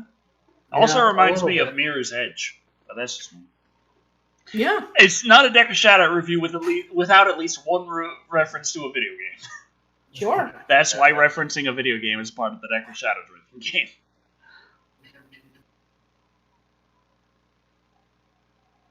game. Motorcycle US gave us another $2 saying, Decker, freedom of child killers is...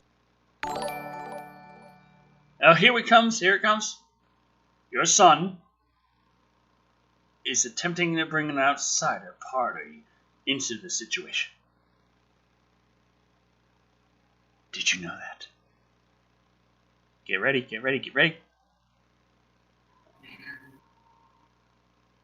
He is, Mr. Torrance. Who? A drink? A drink. That's one. And then Mr. Torrance's response, a drink. And that's 2. That's 2. And that's 3. Yeah, a drink cook. A drink cook. The trilogy of drink.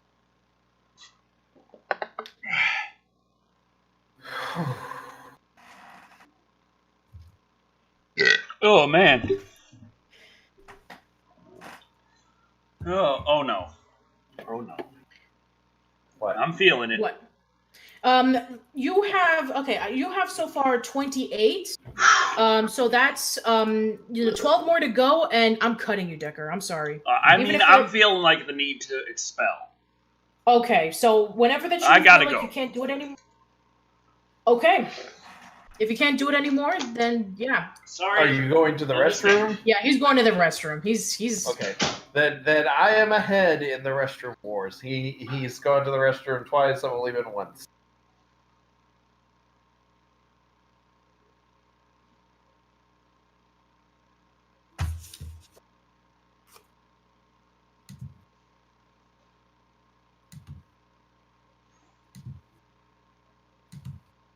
All right. So far we're going to be going into our next bit of a shot in the next 2 minutes, and afterwards, then we're going to go straight over to some other shots because, yeah, like I mentioned, stream, the climax is where you guys are going to have a good, decent amount of shots. And Motorcycle US is saying that he didn't answer his question. No, don't worry. When Decker gets back, I'll remind him. Don't worry, Motorcycle US. Hey, Decker. You all right? Decker. I'm okay.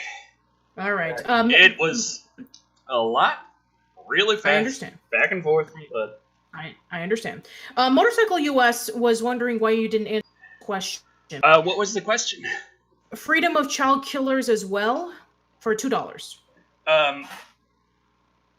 Remember we were talking about like the Hong Kong and Chile. Well, I don't exactly appreciate like child killers, but like, what are we talking about with like freedom of child killers? Is there a specific thing involving Hong Kong and the blizzard?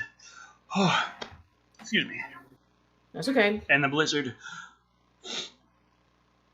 distaste for the protesters requesting freedom in Hong Kong that is involved with child killers. Because red rum. That's another shot. Shit.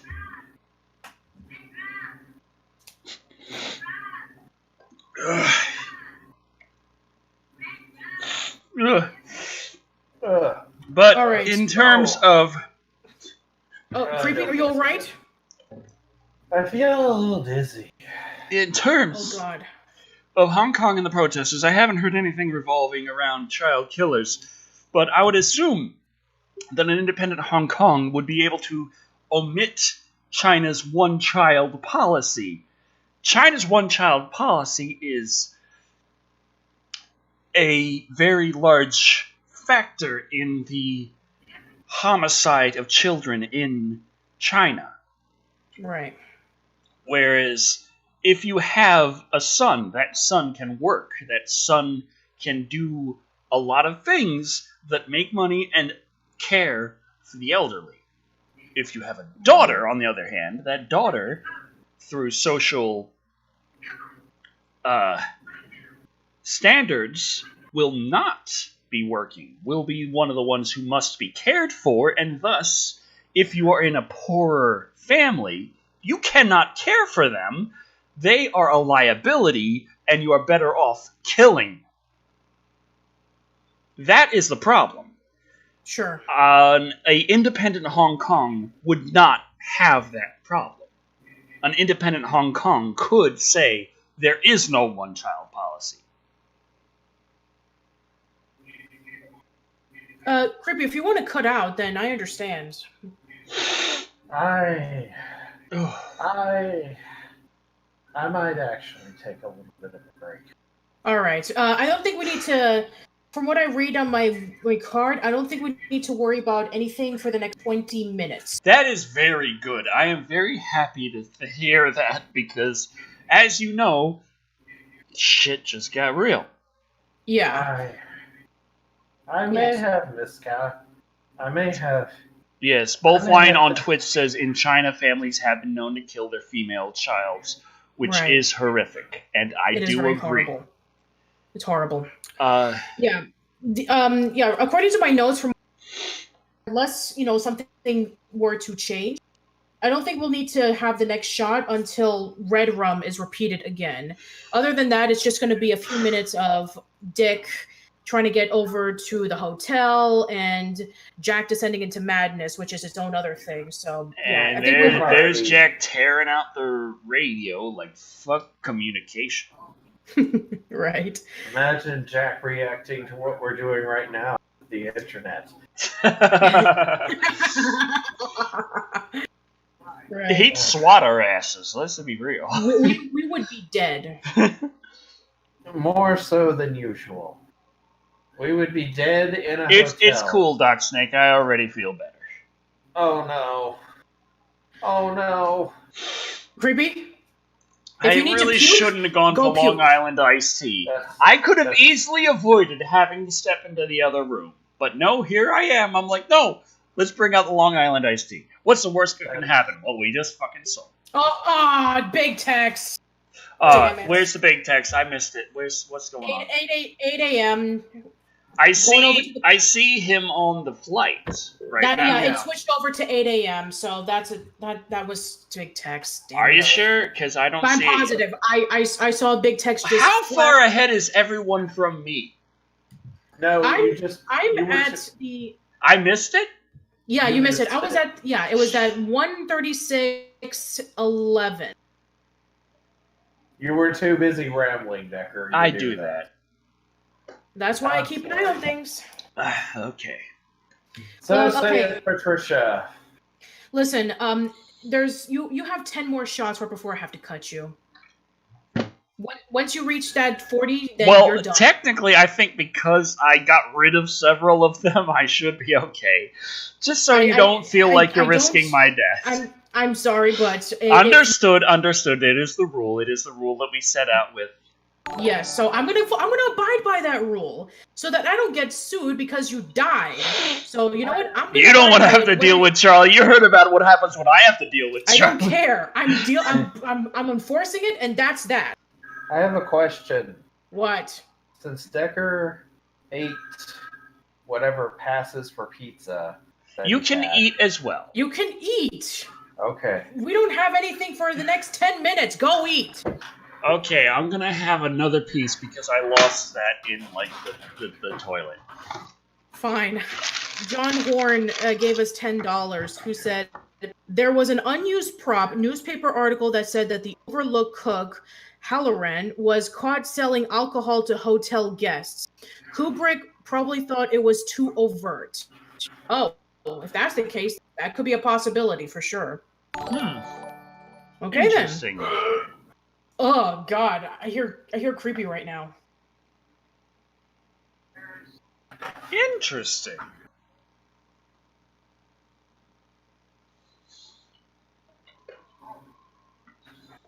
Oh, I'm so sorry, creepy. I am so sorry.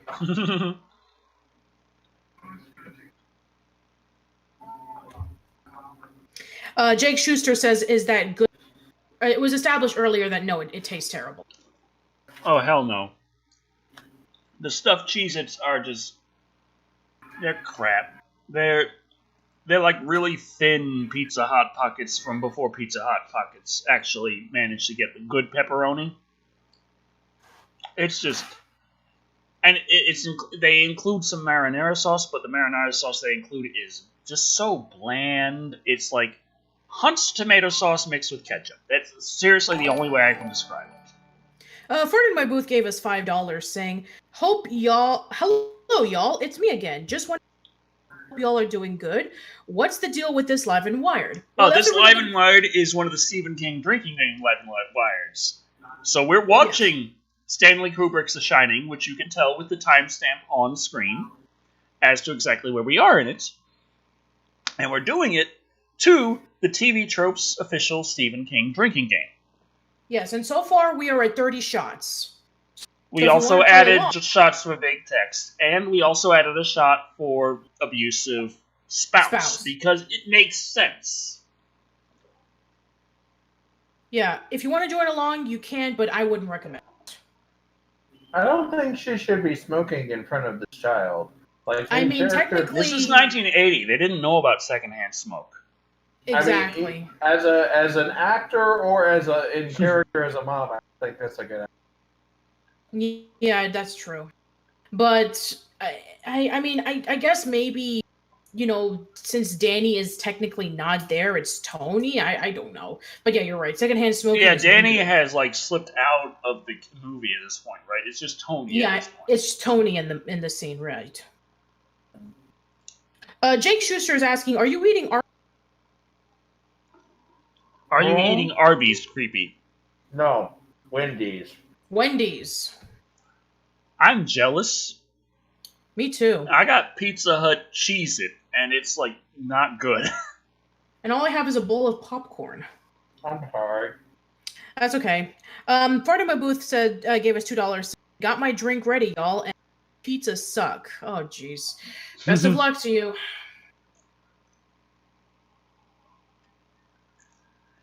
Stuffed Cheez-It pizza. These, not great. Not great. Mm-hmm. Not gonna lie. They have a little Cheez-It, like, taste to them. They did that okay-ish, but they don't have the Cheez-It crunchiness, which means this is kind of like a stale Cheez-It, stuffed with mozzarella, but the marinara included with Pizza Hut is not nearly good enough. Not very good marinara at all. I feel like maybe at least the Pizza Hut in my area But my area's Domino's has much better marinara. I would much rather get my Domino's mozzarella sticks with marinara. That is just there's a pizza location. There's a pizza place right by a plaza that I go to sometimes.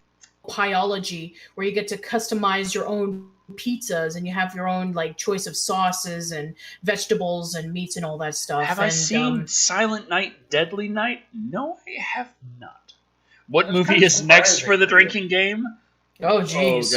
Oh, God. We'll get back to you. How about that? TBD. To be determined. Yes, TBD. Here comes the infamous context scene. Oh, yeah. I'll find out exactly what Jack has been writing all this time. So is this a shot, a particular word? It's not repeated endlessly. It's just this one particular scene. Okay, so it doesn't count. Where it's used. We don't even hear this phrase any other point in the movie. That's true. So that doesn't count. But they're all work and no play makes Jack a dull boy. All work and no play makes Jack a dull boy. All work and no play makes Jack a dull boy. Some occasionally misspelled a little bit. All work and no play makes Jack a dull bog. All work and no play makes Jack a dull bot. All lurk and no play makes Jack a dull boy. Fart in my booth gave us another $5 saying, read or played I Have No Mouth and I Must Scream. I have If you haven't, I seriously recommend it. Possibly the best in its genre of psych horror. Psychological horror. I've heard of the game, but I've definitely heard of it, but have not actually delved into it. So take that. I love this though because in so many different formats you see, it's nothing but all work and no play makes Jack a dull boy. All work and no play makes Jack a dull boy. All work and no play makes Jack a dull boy. All work and no play makes Jack a dull boy. All work and no play makes Jack a dull boy. I love how that goes together. Yeah, it's really well done.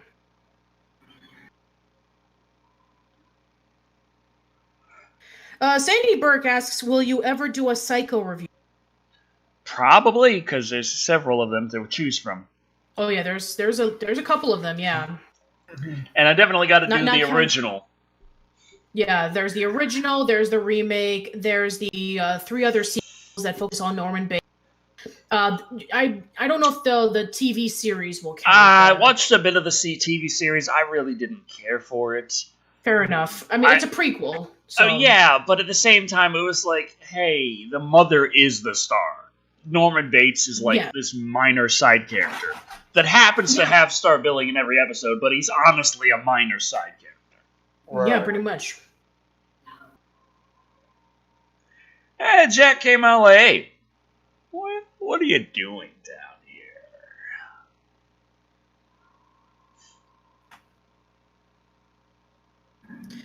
here? Jesse Guajardo asks, hey, Creepy, are we getting more gargoyle reviews? Gargoyles? Yeah. Yeah, you know, the cartoon, Gargoyles. Yeah. And yes, the answer is yes.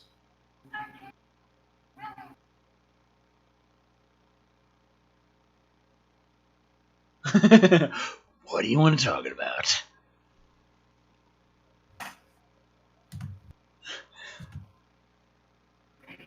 But yes, there will be more Gargoyles reviews. Yes, stay tuned. You can't remember.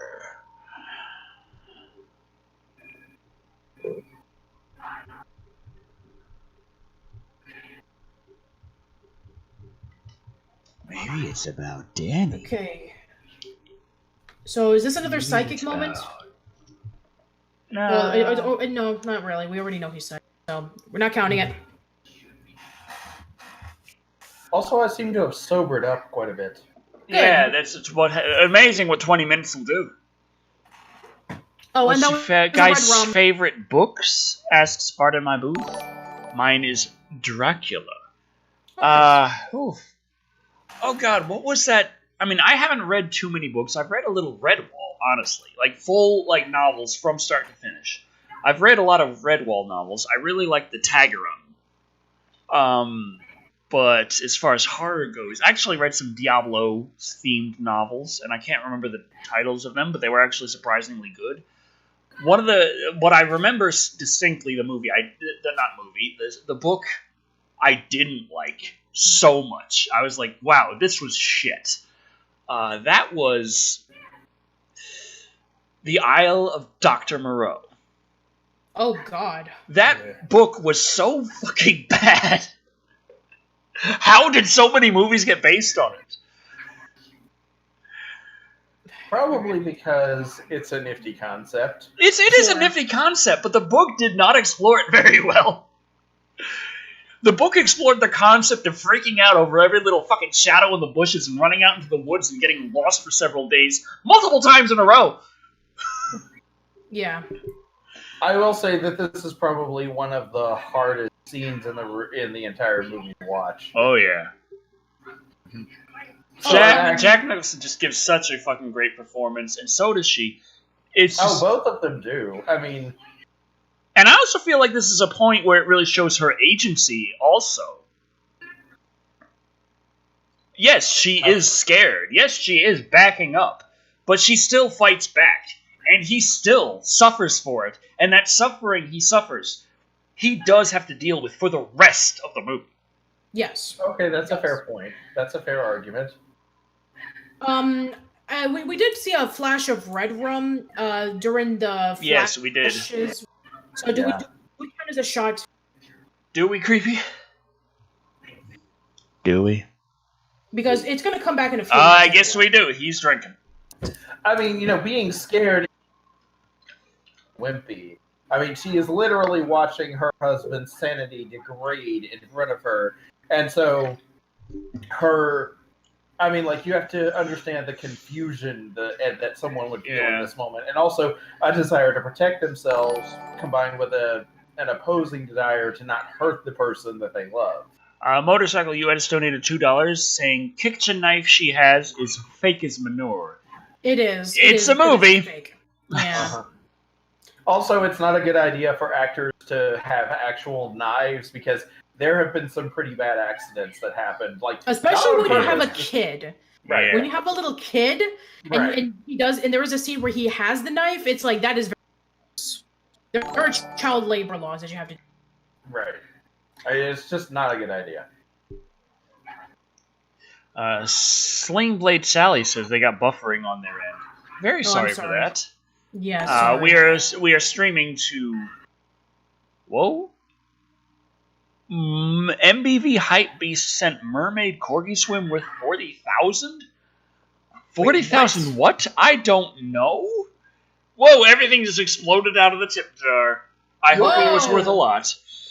Thank you. Also, thank you very much. Yes, also down went Jack. Yeah, down he went. She clobbered his ass in the head, and she's dragging his ass off to the pantry. I feel like this kind of illustrates a problem with the story. Honestly, I feel like the major part, show the standpoint of Jack where he's losing his mind, but in the original story, I feel like the perspective was wrong. The perspective should have been predominantly through his wife. Watching this, cut to Jack as his sanity begins to erode, but primarily, I feel it should be told from the perspective of his wife and his son. Yeah. I like how she gets stuck on the door because she just doesn't realize it's obviously locked from her side. And you just have to pull the damn pin. There you go. Done. Decker, keep in mind, she's frantic, okay? Yes, but I'd like to feel like I'd handle that a little better if I were her. Japan. Yes, phone. What is it? What is it, phone? What is it? Your phone is talking to you? What is your phone saying? Fart in my mouth. Booth. Not in my mouth, in my booth. Donate $2 to Super Chat. At this point, I should Patreon, which I'm doing now. Oh, thank you. Okay. I gotta head over there real fast. Let me know if there's anything that I missed.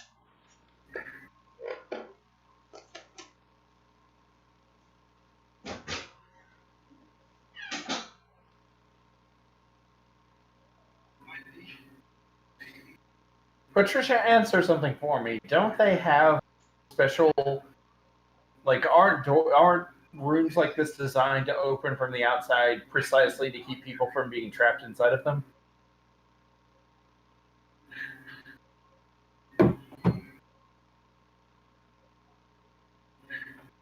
Patricia? Hello? So I guess we're experiencing... I mean, I know Decker left, but I'm not sure why Patricia has gone silent, so...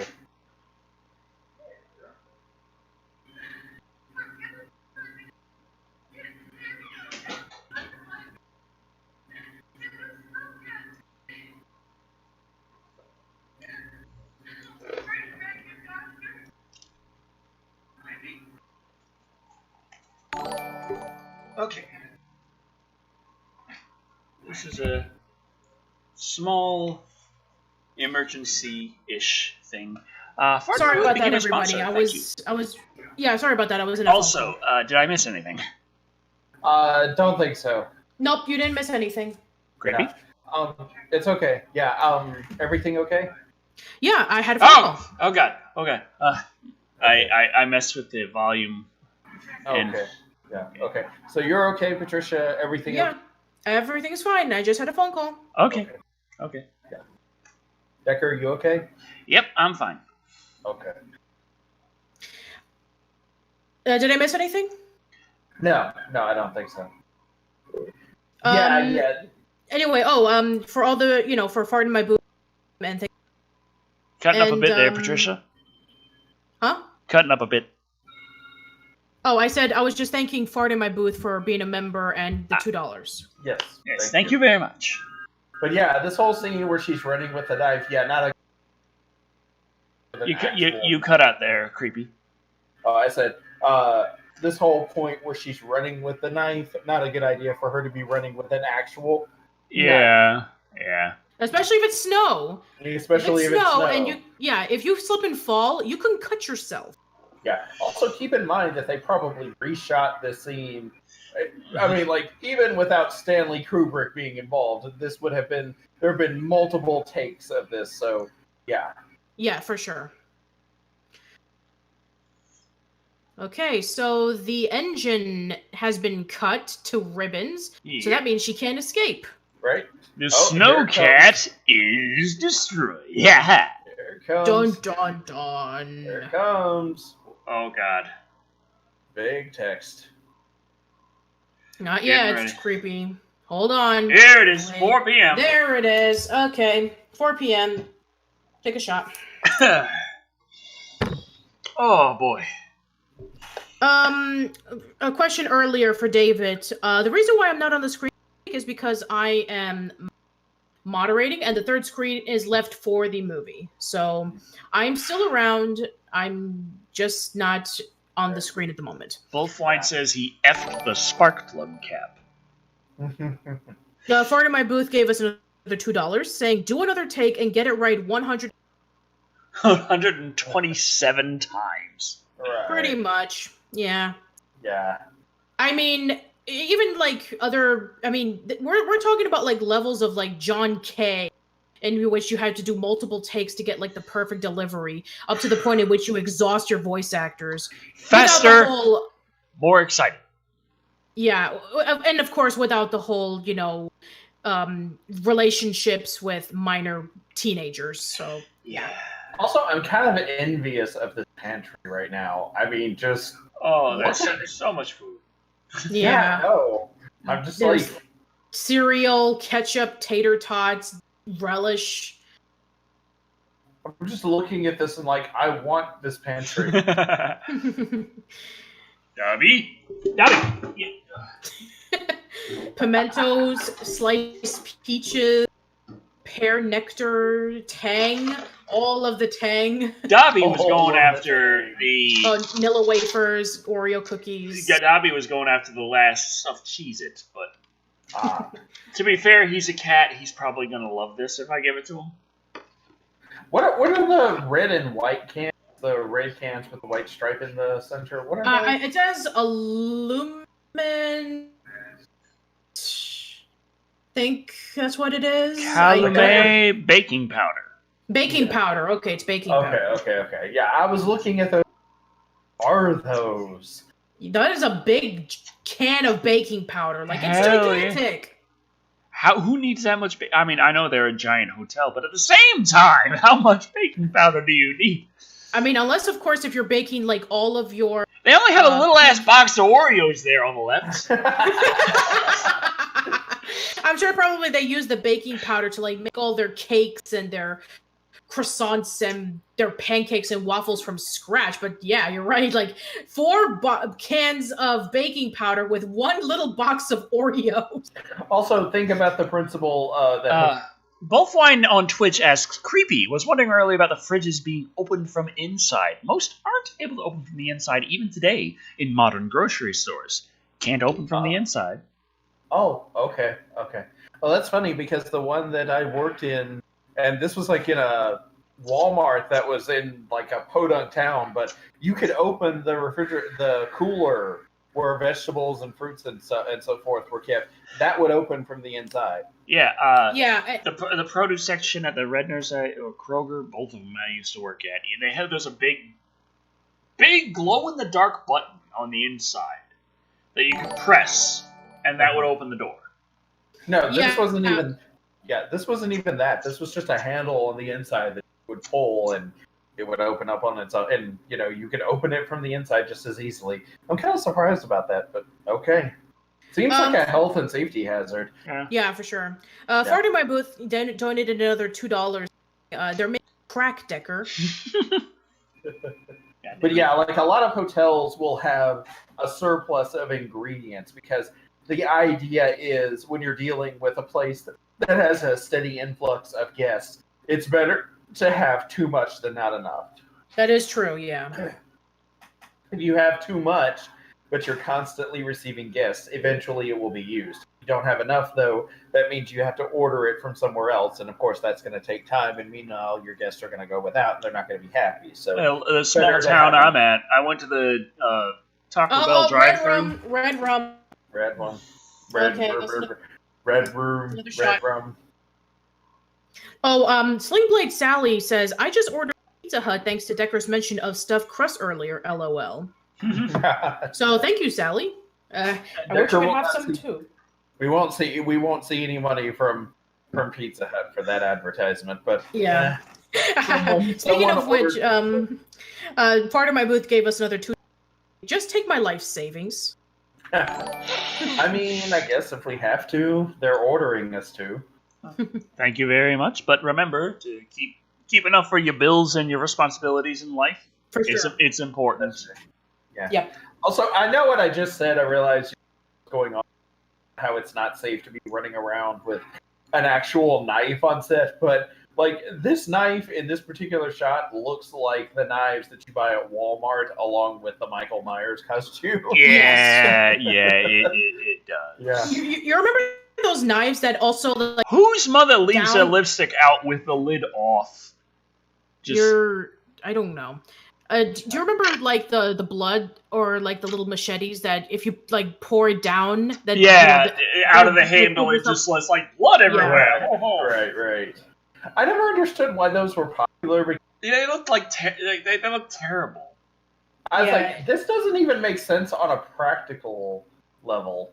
I remember like they had some cups kind of like that. Like, hey, it's full of blood. Oh, and Charlie and I, we really like Halloween time in the stores because you can get all kinds of the fun things to just have as dishes and such. Mm-hmm. But those particular cups we left on the fucking shelves because fuck it, who cares about that shit? The skull mugs on the other hand, we bought a couple of those. Also, red rum. Red rum! We already established the red Creepy, rum. don't drink that! Oh, you drank already. Nope. My tongue touched it, but I didn't drink it. Okay. Well, here comes Jack with the axe. Like, shabum-bum-bum. Abusive spouse. Well, we already did. We already did that. But does that count again? Like, he's about to kill her. Does that count? Daddy Decker telling his kids to be responsible. Okay, yeah, homicidal spouse. Yeah. Homicidal spouse Decker.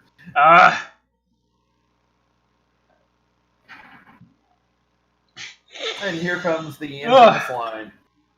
The infamous line is not in the Stephen King dream. Did you take a shot, by the way? Yeah. All right, I'm not marking it. For what? For abusive spouse or homicidal spouse? Homicidal spouse. I'm marking that as a new rule, by the way. Homicidal. There, I said the word. I said the name. Homicidal. Homicidal. Wolfwine on Twitch says this is traumatizing spousal abuse, to be honest. Fart in my booth gave us $2. Daddy Decker telling his responsible. Now I'm wondering how the hell Wendy gets stuck in this window, because I mean she is a very demure figured lady here.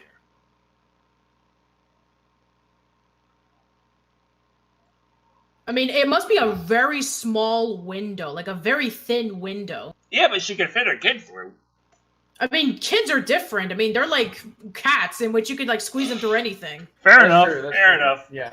I mean, you know that, like some, depending on how old you are, bones are not quite as dense either. So yeah. There's a little bit more flexibility. Stretch and bend and pop. Yeah. Right. Unless you're a contortionist, then you cannot stretch that way past like 30.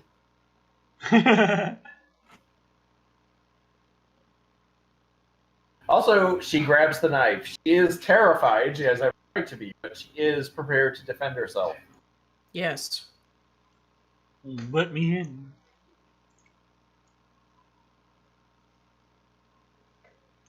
Nothing in the drinking game about so. Is there anything in the drinking game about things source? Because he quotes the sword. No, it says like if there's a Hack King book and scream. And last time I checked, Stephen King did not write the Three Little Pigs. And a hack. Yeah, that is true. That is true. Yeah.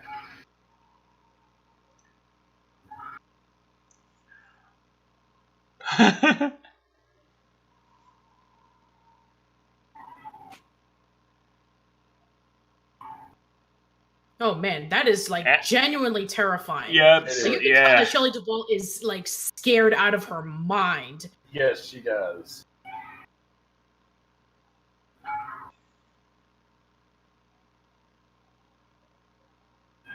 All right, here comes the line. Yep. Here's Johnny. David Letterman. But he can't get in because she fucking cuts his hand. Yes. She's there like, Dick fuck comes in just in time. Kamel G. Unette says, "What do you mean, Patricia? Past 30, 40, and when I got drunk yesterday, I could probably fit anywhere. You're lucky. You're very lucky." What's my personal favorite Friday movie? Was it Part 7, The New Blood? I really liked The New Blood. With a psychic girl who could mess with with Jason. Yeah. No, yeah, Jason. And part actually 4 had the psychic girl who could mess with Freddy. And Part 8 was Jason Takes Manhattan. So Part 7, I think, was The New Blood. So Part 7 is The New Blood. Yeah, that I really enjoyed just the back and forth between Jason and girl. Who the hell was her name? It was entertaining. Is the point? Her name was not Carrie. Not Carrie. Yes. No, not Carrie. Definitely also, not Carrie. He's like, the little kid is like, I'm going to take advantage of the fact. Tina. It's Tina. Okay, Tina. Yeah. The kid hiding from his dad like a kid hides from a velociraptor in the kitchen. Mm-hmm. Yeah. And she's like, okay. I have no idea how the kid got back inside, by the way. Last I checked, he was outside. He ran probably back ran over inside. from like, one room to another. I guess because it was cold. Yeah.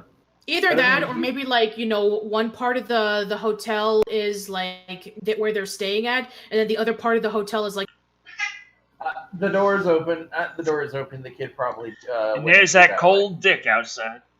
Oh, jeez, you had to make that joke. Yes, I did. I'm sure you're proud of yourself. Absolutely. Brianna Roberts says, "My favorite Friday the 13th movie was when Creepy dressed up as Jason Voorhees." Oh, which one was that? There was one. There were a couple of times where he dressed up. Like I remember Freddy versus Jason, where he dressed up as Jason Voorhees. Right. And I told Decker, I'll dress up as the misshapen loner who lives in the woods, and Decker could dress up as the homicidal child. Yes. But I couldn't get all the stuff, like a he decent... insisted on it being that way, by the way. You cut out pretty bad there, Creepy. Okay, I'm sorry. I said it wasn't my idea to do it that way, incidentally. Decker insisted on being Freddy Krueger, so that was all his idea. Yeah, I did. But also, I couldn't find a Freddy Krueger getup that I was like, this is good enough, so I was like, fuck it, glove, that's it. Part of my booth gave us $10 talking to Kamel Gionet saying, "These guys supported me when I was the lowest I've ever been when my older brother passed away. They gave me laughs and entertainment. Thank you guys for everything." Thank you very much. We really do appreciate it. Absolute fullest condolences. Absolutely, yeah. I've lost close family members. I've lost young family members. It is never good.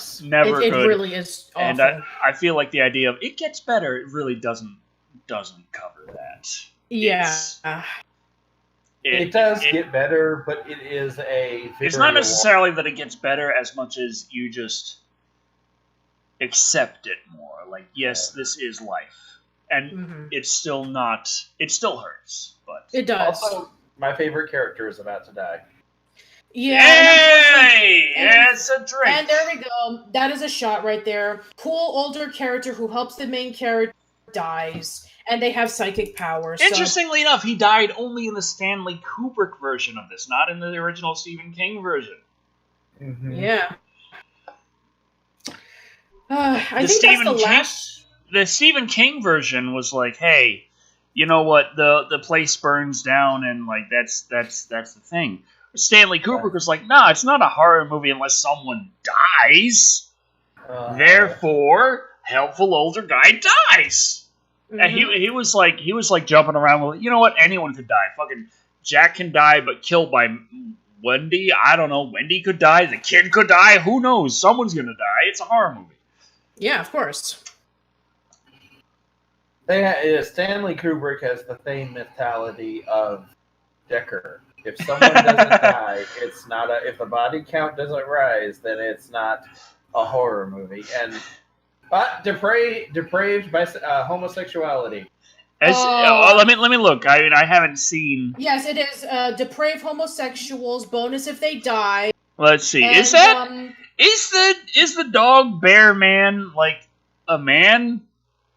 Yes. Yeah, I don't. You know what? Let's just see. Okay, but it is details that teeter on the perverted. At least, yeah. Sorry, that is a shot right there. Yeah. I'm gonna call the homosexuality too. If you want to drink to that, go right ahead, Crazy. So that's one. Do we also count that that they're? You're cutting out there, Patricia. Do we also count that if the supposed homo dead? They haven't. Nothing happened to them. Oh, that's right. It just says they die. They're so yeah. They existed, and it's like, what the fuck is going on here for that scene? Sure. But they're ghosts. Doesn't that count? Why is my tongue so numb? I think you've had enough, Creepy. Fart in my booth donated $10 a super chat. He passed away in our home due to suicide when I was 16. My condolences to anyone who went through this or who is going through family death. Cherish every moment with those around you, people. I do agree. Life, absolutely. It feels like it can get really dark. I have teetered on, what's the word I'm looking for here? The Abyss. The Abyss. I wasn't trying to be funny that time. My tongue is. It's fine. Creepy. I'm trying to feel. No, depression. I've dove into head first for years. Oh, okay. But I'm trying to think of the word. It's the feeling. It's the belief of nothing having any lasting meaning. Oh, okay. What's the word? Nihilism. Thank you very much. I have teetered on nihilism. It is not a fun place to be at. It is very depressing. Mm-hmm. But I feel like life itself has to have meaning. Yes. It must. For all those, everything you exist. For every little thing that might be considered to be meaningless, every little thing that could be meaningless in some large picture is still the most meaningful thing ever in the right context. Mm-hmm. Your life has meaning. Even if to just you. That still is meaning, and cherish it. It can be hard many times, but it is still important. So, I guess that's what I have to say about that. Well, very, very good words, Decker. I don't know, I'm drunk. Fart in My Booth gave us another $2. You're very welcome. And thank you for all the support. Oh, yes. No there's problem. Grady. No problem. There's Grady with the blood from the shotgun.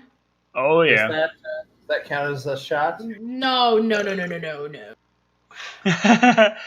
Patricia is trying to save our lives at this point, Creepy.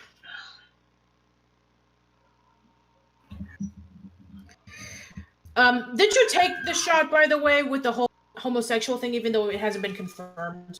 Yes, I drank for just details that teeter on the perverted. Okay, that does count, but I'm not going to count the because it's not confirmed. I did that, and I did the homosexual thing. So, well, Creepy, your drink is like a third of the strength of my drink. Just saying.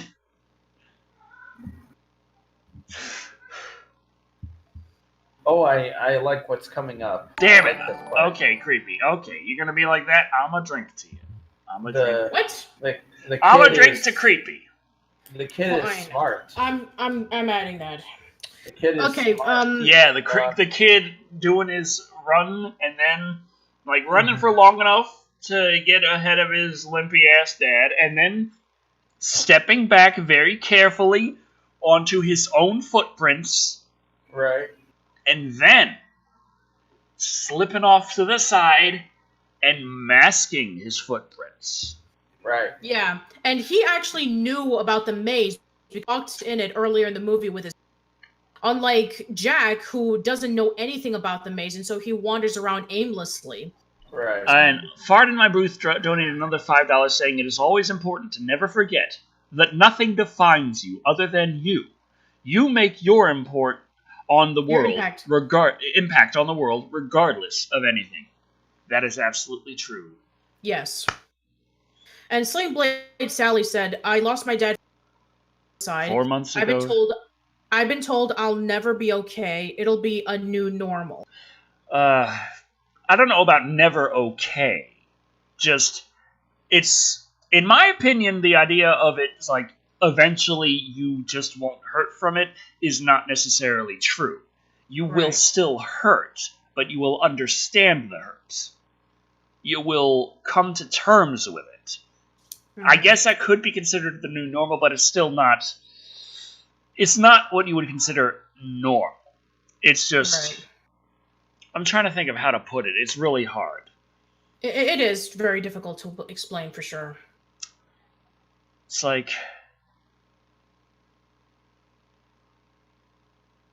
It's an understanding of pain being a part of life, but not the defining part.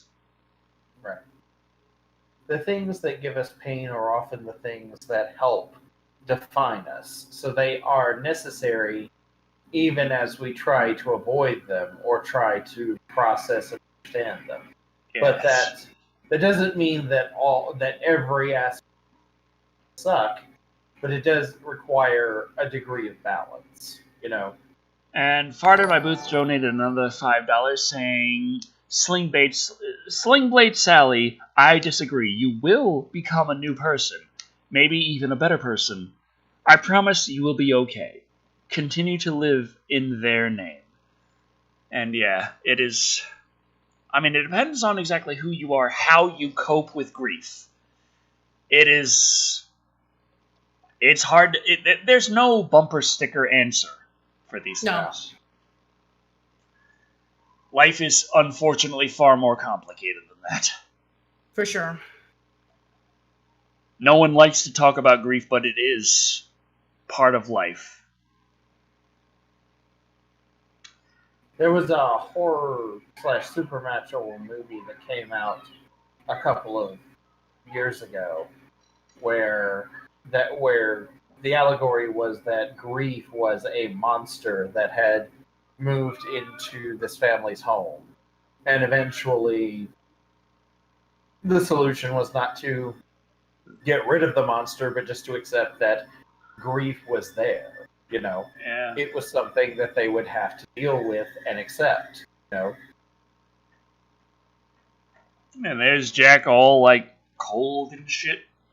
Mm-hmm. Yeah. And Mommy and Kid just escaping, and the snowcat brought by helpful magical Negro who is now dead. Yeah, that's pretty much, yeah. I remember that was the thing that I... You cut out there, Creepy. After that was the thing that I...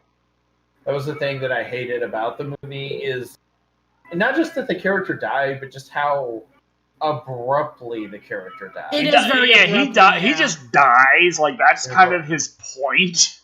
Right. Yeah, I'm taking like classes where we're learning about films, and what you would do in that. You cut out after what you would do in that. You would have a much more subtle transition into like the morning to like set up everything, and then maybe like showing off the family, like reporting to the police or something, and then you would show off the dead body. Right. Ford in my booth gave us another $5 saying, my gram is Akira12200. Please talk to me if you need someone. So shout outs to Ford in my booth for his Instagram. Yes. And this is the point where even I mean, like, we've seen Jack do some pretty heinous things, but like at this point, I'm kind of like, even I feel just a little bit sorry for him. Freezing to death in the snow. Yeah, and it helps, I think, in the whole fact that it is a tragedy. Mm-hmm. It's not a great thing like, hey, look at that. He's dead now. Fuck him. Right. It doesn't. But it's a sad story. His family just collapsed at that point. Right. It doesn't feel like a victory. It feels like an ending, but not a victory. Like, his wife and son survived, but it still wasn't a great ending. It would have been ceremonious if he had pulled through and defeated his psychosis, but he couldn't. Right. He wasn't strong enough. As mentioned earlier in the chat, that The Shining had... The Shining had, and then it cut out. Sorry. It had a different ending. Right, oh yeah, there were several endings planned, and the book had a very different ending to this. Mm-hmm. Yeah, like for example, like it actually took place like in the basement where the boiler was about to explode, and that's how Jack dies. Oh yeah, the hotel burnt down in the book. Yeah, exactly. But Stanley Kubrick felt like an exploding hotel just burning to the ground was just so cliche. Fuck it. But as much as Stephen King is like, oh, he ruined my vision, I have to agree with Stanley Kubrick on that one. That's pretty fucking cliche. Right. Yeah, the whole explosion thing. Right. But and by the way, this is actually July 4th Ball, 1921. There's that dude there. Yeah, he looks very much like Jack. Ooh, what do you know? It was actually foreshadowed because remember in the when he sees the hotel for the first time and he's like loving it, and he said it feels like deja. Yeah. And yeah, it's true. He was there before, back in the 20s. Right. Also, does that count as big text? No. I have one shot poured already, so. Okay. If you want to count the credits as big text, then yeah, let's end it off. Actually, I was referring to the 1921. Yeah, sure, why not? Okay. All right, that's it for the game. We're finished here. So what's the numbers, Patricia? 5, 10, 38. Whew! Oh, yeah. We didn't have not nearly as much, but that's what happens when you go with some. Oh my God, Decker, that thing is almost empty. Yes, it is. Also, holy shit! I was drinking this for the big part of the night, so this. If I had run out of this, I would have had to have gone and get another drink from the fridge. No, not really, because you would have had 2 more shots to cut you off. Right. 2 more shots before you would cut me off. That's about what's in this.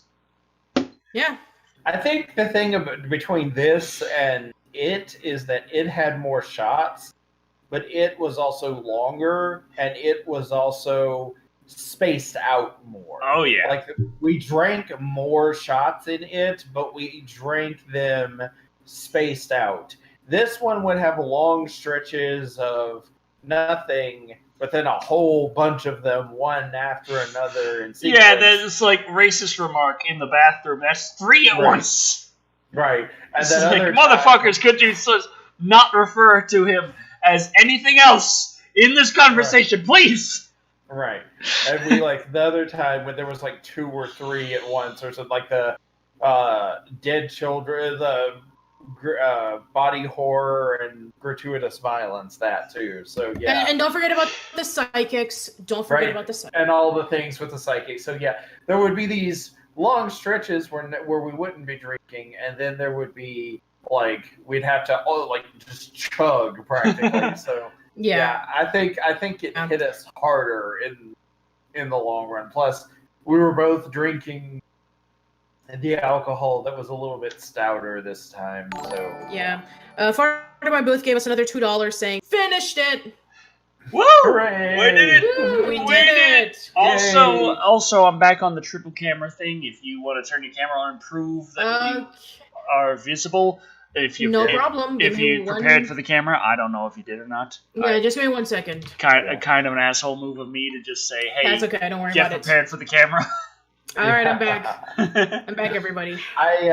One thing I would like to bring up while I'm not sober, Decker, at the end when Jack is dying in the snow and, is in the maze, and you said that it was a tragic ending. I've had this conversation with Yama a few times already.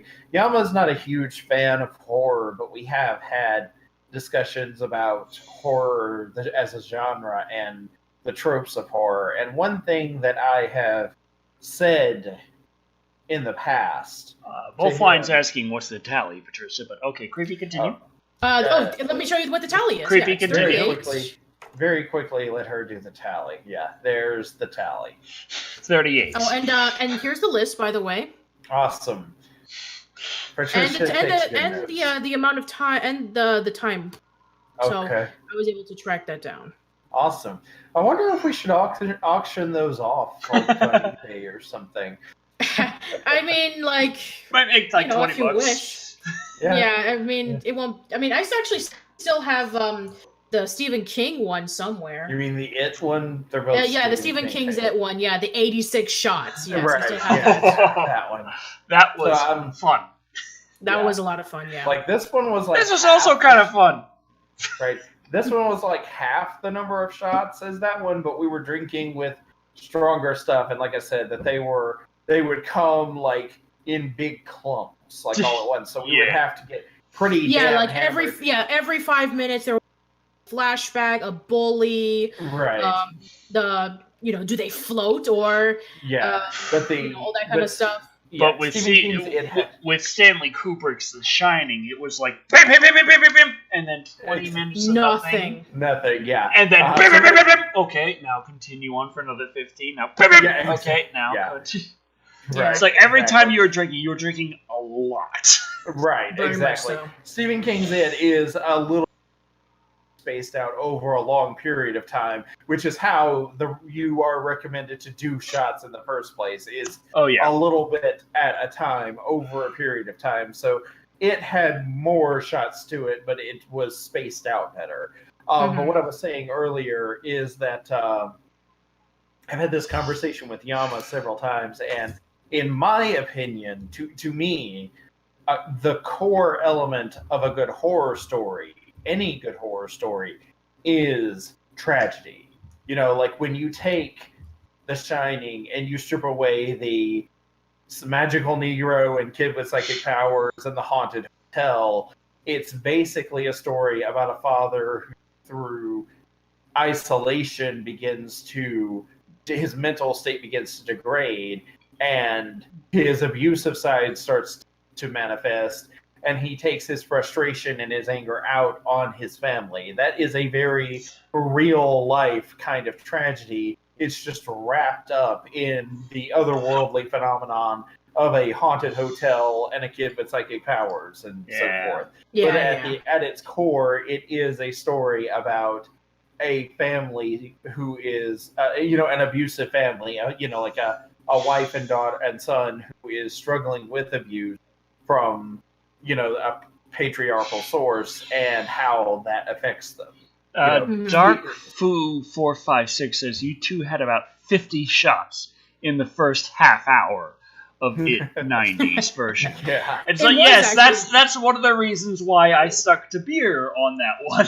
Right, yeah. exactly. Because I calculated that if we went anything higher, we would die. Right. Yeah.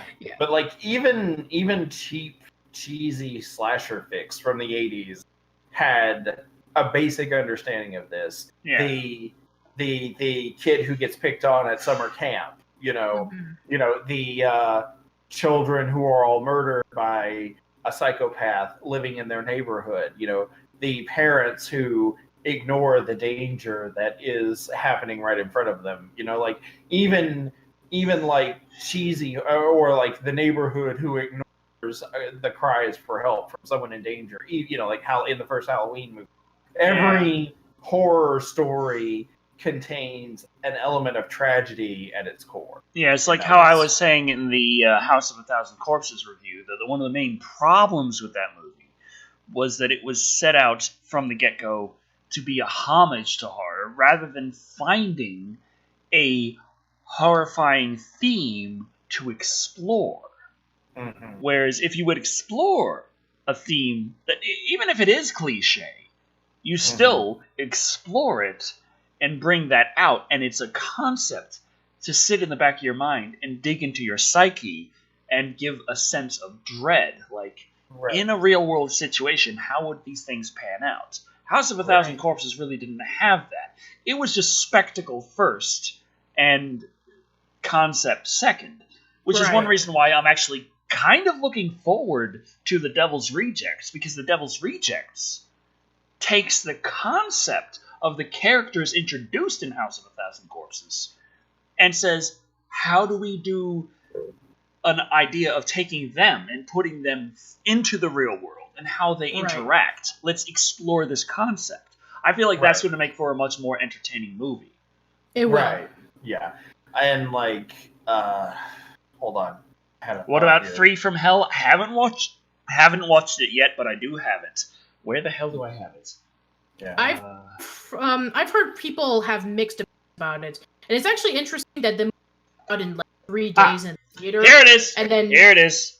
And there you go. It came out on DVD no longer, a few days after that. Right. I know I've brought this movie up once already. Oh, John Washburn says Red Room. God damn it! Now I gotta drink. No, Decker, you're not doing it. No more. You're cut off. You're done. Patricia is serving as bartender. Patricia is making sure I don't die. Right. That is her point today. Right. She is a guardian of the afterlife. She is Cerberus, keeping you away from the. Okay, okay. That was meant goes to back. Remember our rule, Decker? No shots requested by the chat. Yes. But for super chat. Yeah. And well, you know what? Super chat doesn't matter. I'm saving. Okay. You win. Okay. But yeah. Get out, JoJo.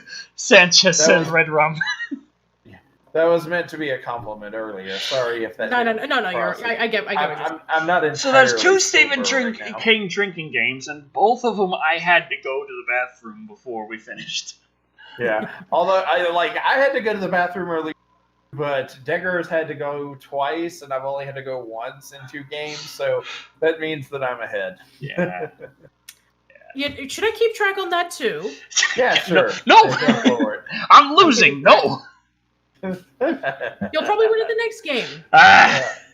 Yeah. The reason why I lost it this time is that I had some tea earlier, and I didn't have to get time to go to the bathroom one more time before I had to hurry in here and get everything set up and get it going to watch the movie. So, yeah, that happened. Dark Foo 456 says you guys are much more sober this time around. Creepy didn't drink as much. It doesn't feel like it. Oh, I didn't drink as much, but I drank stronger stuff and quite a bit of it. All right, okay. Here's the scorecard. Thank you. Man. Anyway. But yeah. I think we should wrap things up. Yeah. I think we should too. I wanted to mention, in terms of recent news in entertainment, there's some stuff at BlizzCon that's going on, and there is a good amount of people who are saying, hey, here's some stuff about Overwatch 2, here's some stuff about Diablo 4. Blizzard is cool. All this stuff going on in Hong Kong is Hong Kong's business. Who cares? Personally, I'm like, Blizzard is a company that has said that human rights don't quite matter as much as profit margins. I'm not okay with that. Diablo 2 looks fucking awesome. It looks like the Diablo I wanted Diablo 3 to be. Diablo 2 is awesome, absolutely. Diablo 4. Diablo 4 looks awesome. Yes. You said Diablo 2. I'm drunk, excuse me. No matter how awesome a game is, to me, it's not as important as human rights. Right. I don't care how good Diablo 4 is. It can be the best fucking game in the world. I'm not going to play it. I'm not going to buy it. Blizzard has to get their shit together. Yeah. So that's what I have to say about that. Yeah, for sure. Pat 4 Hair says, did everyone forget about the boiler? No, we mentioned that at the end of the movie. So, no, we didn't forget. Oh, in the novel? Yeah, in the novel, yes. Right. That's another thing. I really need to read more. I like reading. I do enjoy a good novel. I haven't read it in a while. Like I said, I went to Walmart, my local Walmart, small town. They didn't have The Shining. I was going to get it if they did, but they didn't. Mm-hmm. It's a shame. I mean, maybe they have the audiobook available. That's true. Right. I could probably do that. I could listen to that while I play Wii Fit Adventure. Ring Fit Adventure. Same thing. That could be interesting. Dear God, Ring Fit Adventure is kicking my ass. I've got the difficulty up to 19, and it is just fucking tearing me up. Oh, jeez. It's got 30 difficulty levels. I started at 9. I should have just stayed there. Been happy getting do 5 reps there. You're done. You've done the attack. Nope. Now you got to do 20. I am dying fighting these damn bastards. I had to go through World 6. I just finished World 6. I beat Drago and the 4 Masters the second time around. The 4 Masters were there in World 4. You got Allegra, Abdonis, Armando, and Guru Andma. They focus on the 4 different areas of the body. Or Guru Andma is the yoga master. And I had to fight them through World 5, and they were enough of a pain in the ass, and then I go upgrade the fucking difficulty to level 19 for me to go to World 6, and World 6 is just them again. But this time they're fighting for Lord Drago. And they're like, oh, fucking Lord Drago is so awesome, and he should rule the world. And like, no, he's the bodybuilding dragon who's evil and spreading his dark influence. We can't have that. And they're like, eat a fucking shake, you piece of shit. I'm like, damn. Hey then. So I'm fighting Lord Drago, doing squats, doing wide squats, doing knee lifts. I'm doing everything I can to fight Lord Drago. I just barely got through World 6. Now I gotta go to the Dark Forest, and I'm hoping to get some good running in, because I haven't done so much running in World 6. Oh well. Mm-hmm. So, I'm sure that is relevant to the chat. The viewers have dropped from about 110 to 83. Yeah, and we're almost reaching like the 3 hour mark. So that's when we end. So yeah. I think everybody's like calling in the night. Yeah, we got through the movie. Everyone's done. Yeah. Right. So what am I doing now? Well, we got the reviews going on. Yes, alarm. Yes, you can go sleep now. We got the reviews going on. Next one is going to be of The Shining. I was wondering exactly what to do, and Charlie told me, hey, just do the fucking Shining. You've watched it like twice already. I'm like, yeah, that's a good point. So we'll be reviewing The Shining for next Wednesday, followed up by Detective Pikachu, and if I get everything working together, Creepy, you should be doing the review of the Power Rangers movie, following that. Yeah. Finally. Yes, finally. And then another one, and then December will be Dino-cember. Much fun. Yes. And gaming-wise, I have no idea what I'm doing. I'm still really behind on that. But nevertheless, what else is going on? What do you got, Creepy? I have got...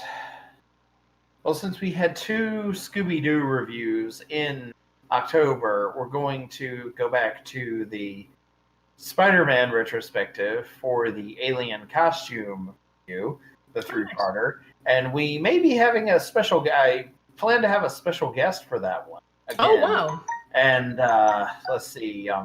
We are also going to be pushing ahead with Gem and X-Men so that we can finish both of those. Thank God. We've got a little bit, but we've got less Gem than we do X-Men. But we're going to be pushing ahead to finish both of those because once we do, we can have a monthly Spider-Man review, and we will move on to review Gargoyles monthly as well. So there's that. And like I mentioned earlier, if I do not see a major celebration with Chibi Thulu talking about the last Gem for the Gem retrospective, I'm going to unsubscribe. Creepy. I also have to mention with the Gem retrospective, there was a thing going on with my fiance and her friends. We tripped across, like, her one friend was showing a gif of like everyone, a lady falling out of a wheelchair. Her friend has cerebral palsy. My fiance has cerebral palsy. This is an open secret. Sure. And they were just kind of laughing at the gif of the cartoon lady that just keeps tripping and falling out of her wheelchair. And I did some digging and found it was from the Gem the Gem and the Holograms. Mm-hmm. It Takes Work. Do you recall this? The episodes where Gem is in a wheelchair, her legs messed up, and there's this musical number, It Takes Work, and she's there going through physical therapy and such. Yeah, well, while Creepy looks that up, I guess I might as well plug and promote my stuff. So, as mentioned earlier in the live stream, I have the newest episode of my podcast discussing about Are You Afraid of the Dark? Both the original that I have with Andrew and Joey from the Big Orange Couch podcast. And then I had the discussion of the miniseries, the 2019 miniseries that came out a few weeks ago. Sorry about that. And speaking of the Burpamizer over there, Creepy, we talked about that. Mm-hmm. And it was a lot of fun. And also, there's the we're in between season 2 highlights. It's highlights of the second season of As Told by Ginger that my friends Casey and Ashley from the Friday Night Nicktoons podcast and I, when we were doing that a few years ago. And pretty soon, coming up, I'm hoping, I'm praying that I can be able to get my Hey Arnold Veterans Day video posted up that I did 3 years ago that Viacom had completely shut down. And also, in the next week, I'm going to be recording the third episode of the Roald Dahl retrospective, where we're going to be taking a look at every single adaptation of Roald Dahl's shorts and books. The next one is Willy Wonka and the Chocolate Factory. Okay. Yeah, so looking forward to that. Buff, you silly ass! So, were you able to find it creepy? Yes, it is. The song is indeed takes work. It is from the episode Dance Time, which we have already covered, but we may not have covered the part, like, specifically... Of Jem falling out of the wheelchair? Yeah, oh, and it wasn't Jem. It wasn't Jem. It was a character named Dance. D-A-N-S-E. Okay. All right. All right, then. So that's awesome. I guess that's pretty much it. So take us away, Decker. All right. So, thank you all for watching. I have been Decker Shadow. I've been Patricia. She has been Patricia. Is that long hair creepy? Okay, go ahead, creepy. I have been somebody. That long-haired creepy guy. And I've been Patricia. I've been very drunk tonight. And remember, don't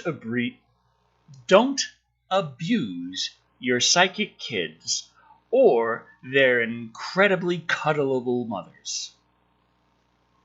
It's just not a good idea. The cuddleable mothers because, obvious reasons, and the psychic kids because then you end up freezing to death out in a hedge maze somewhere. No one wants that. Good night, everybody. Good night. Good night.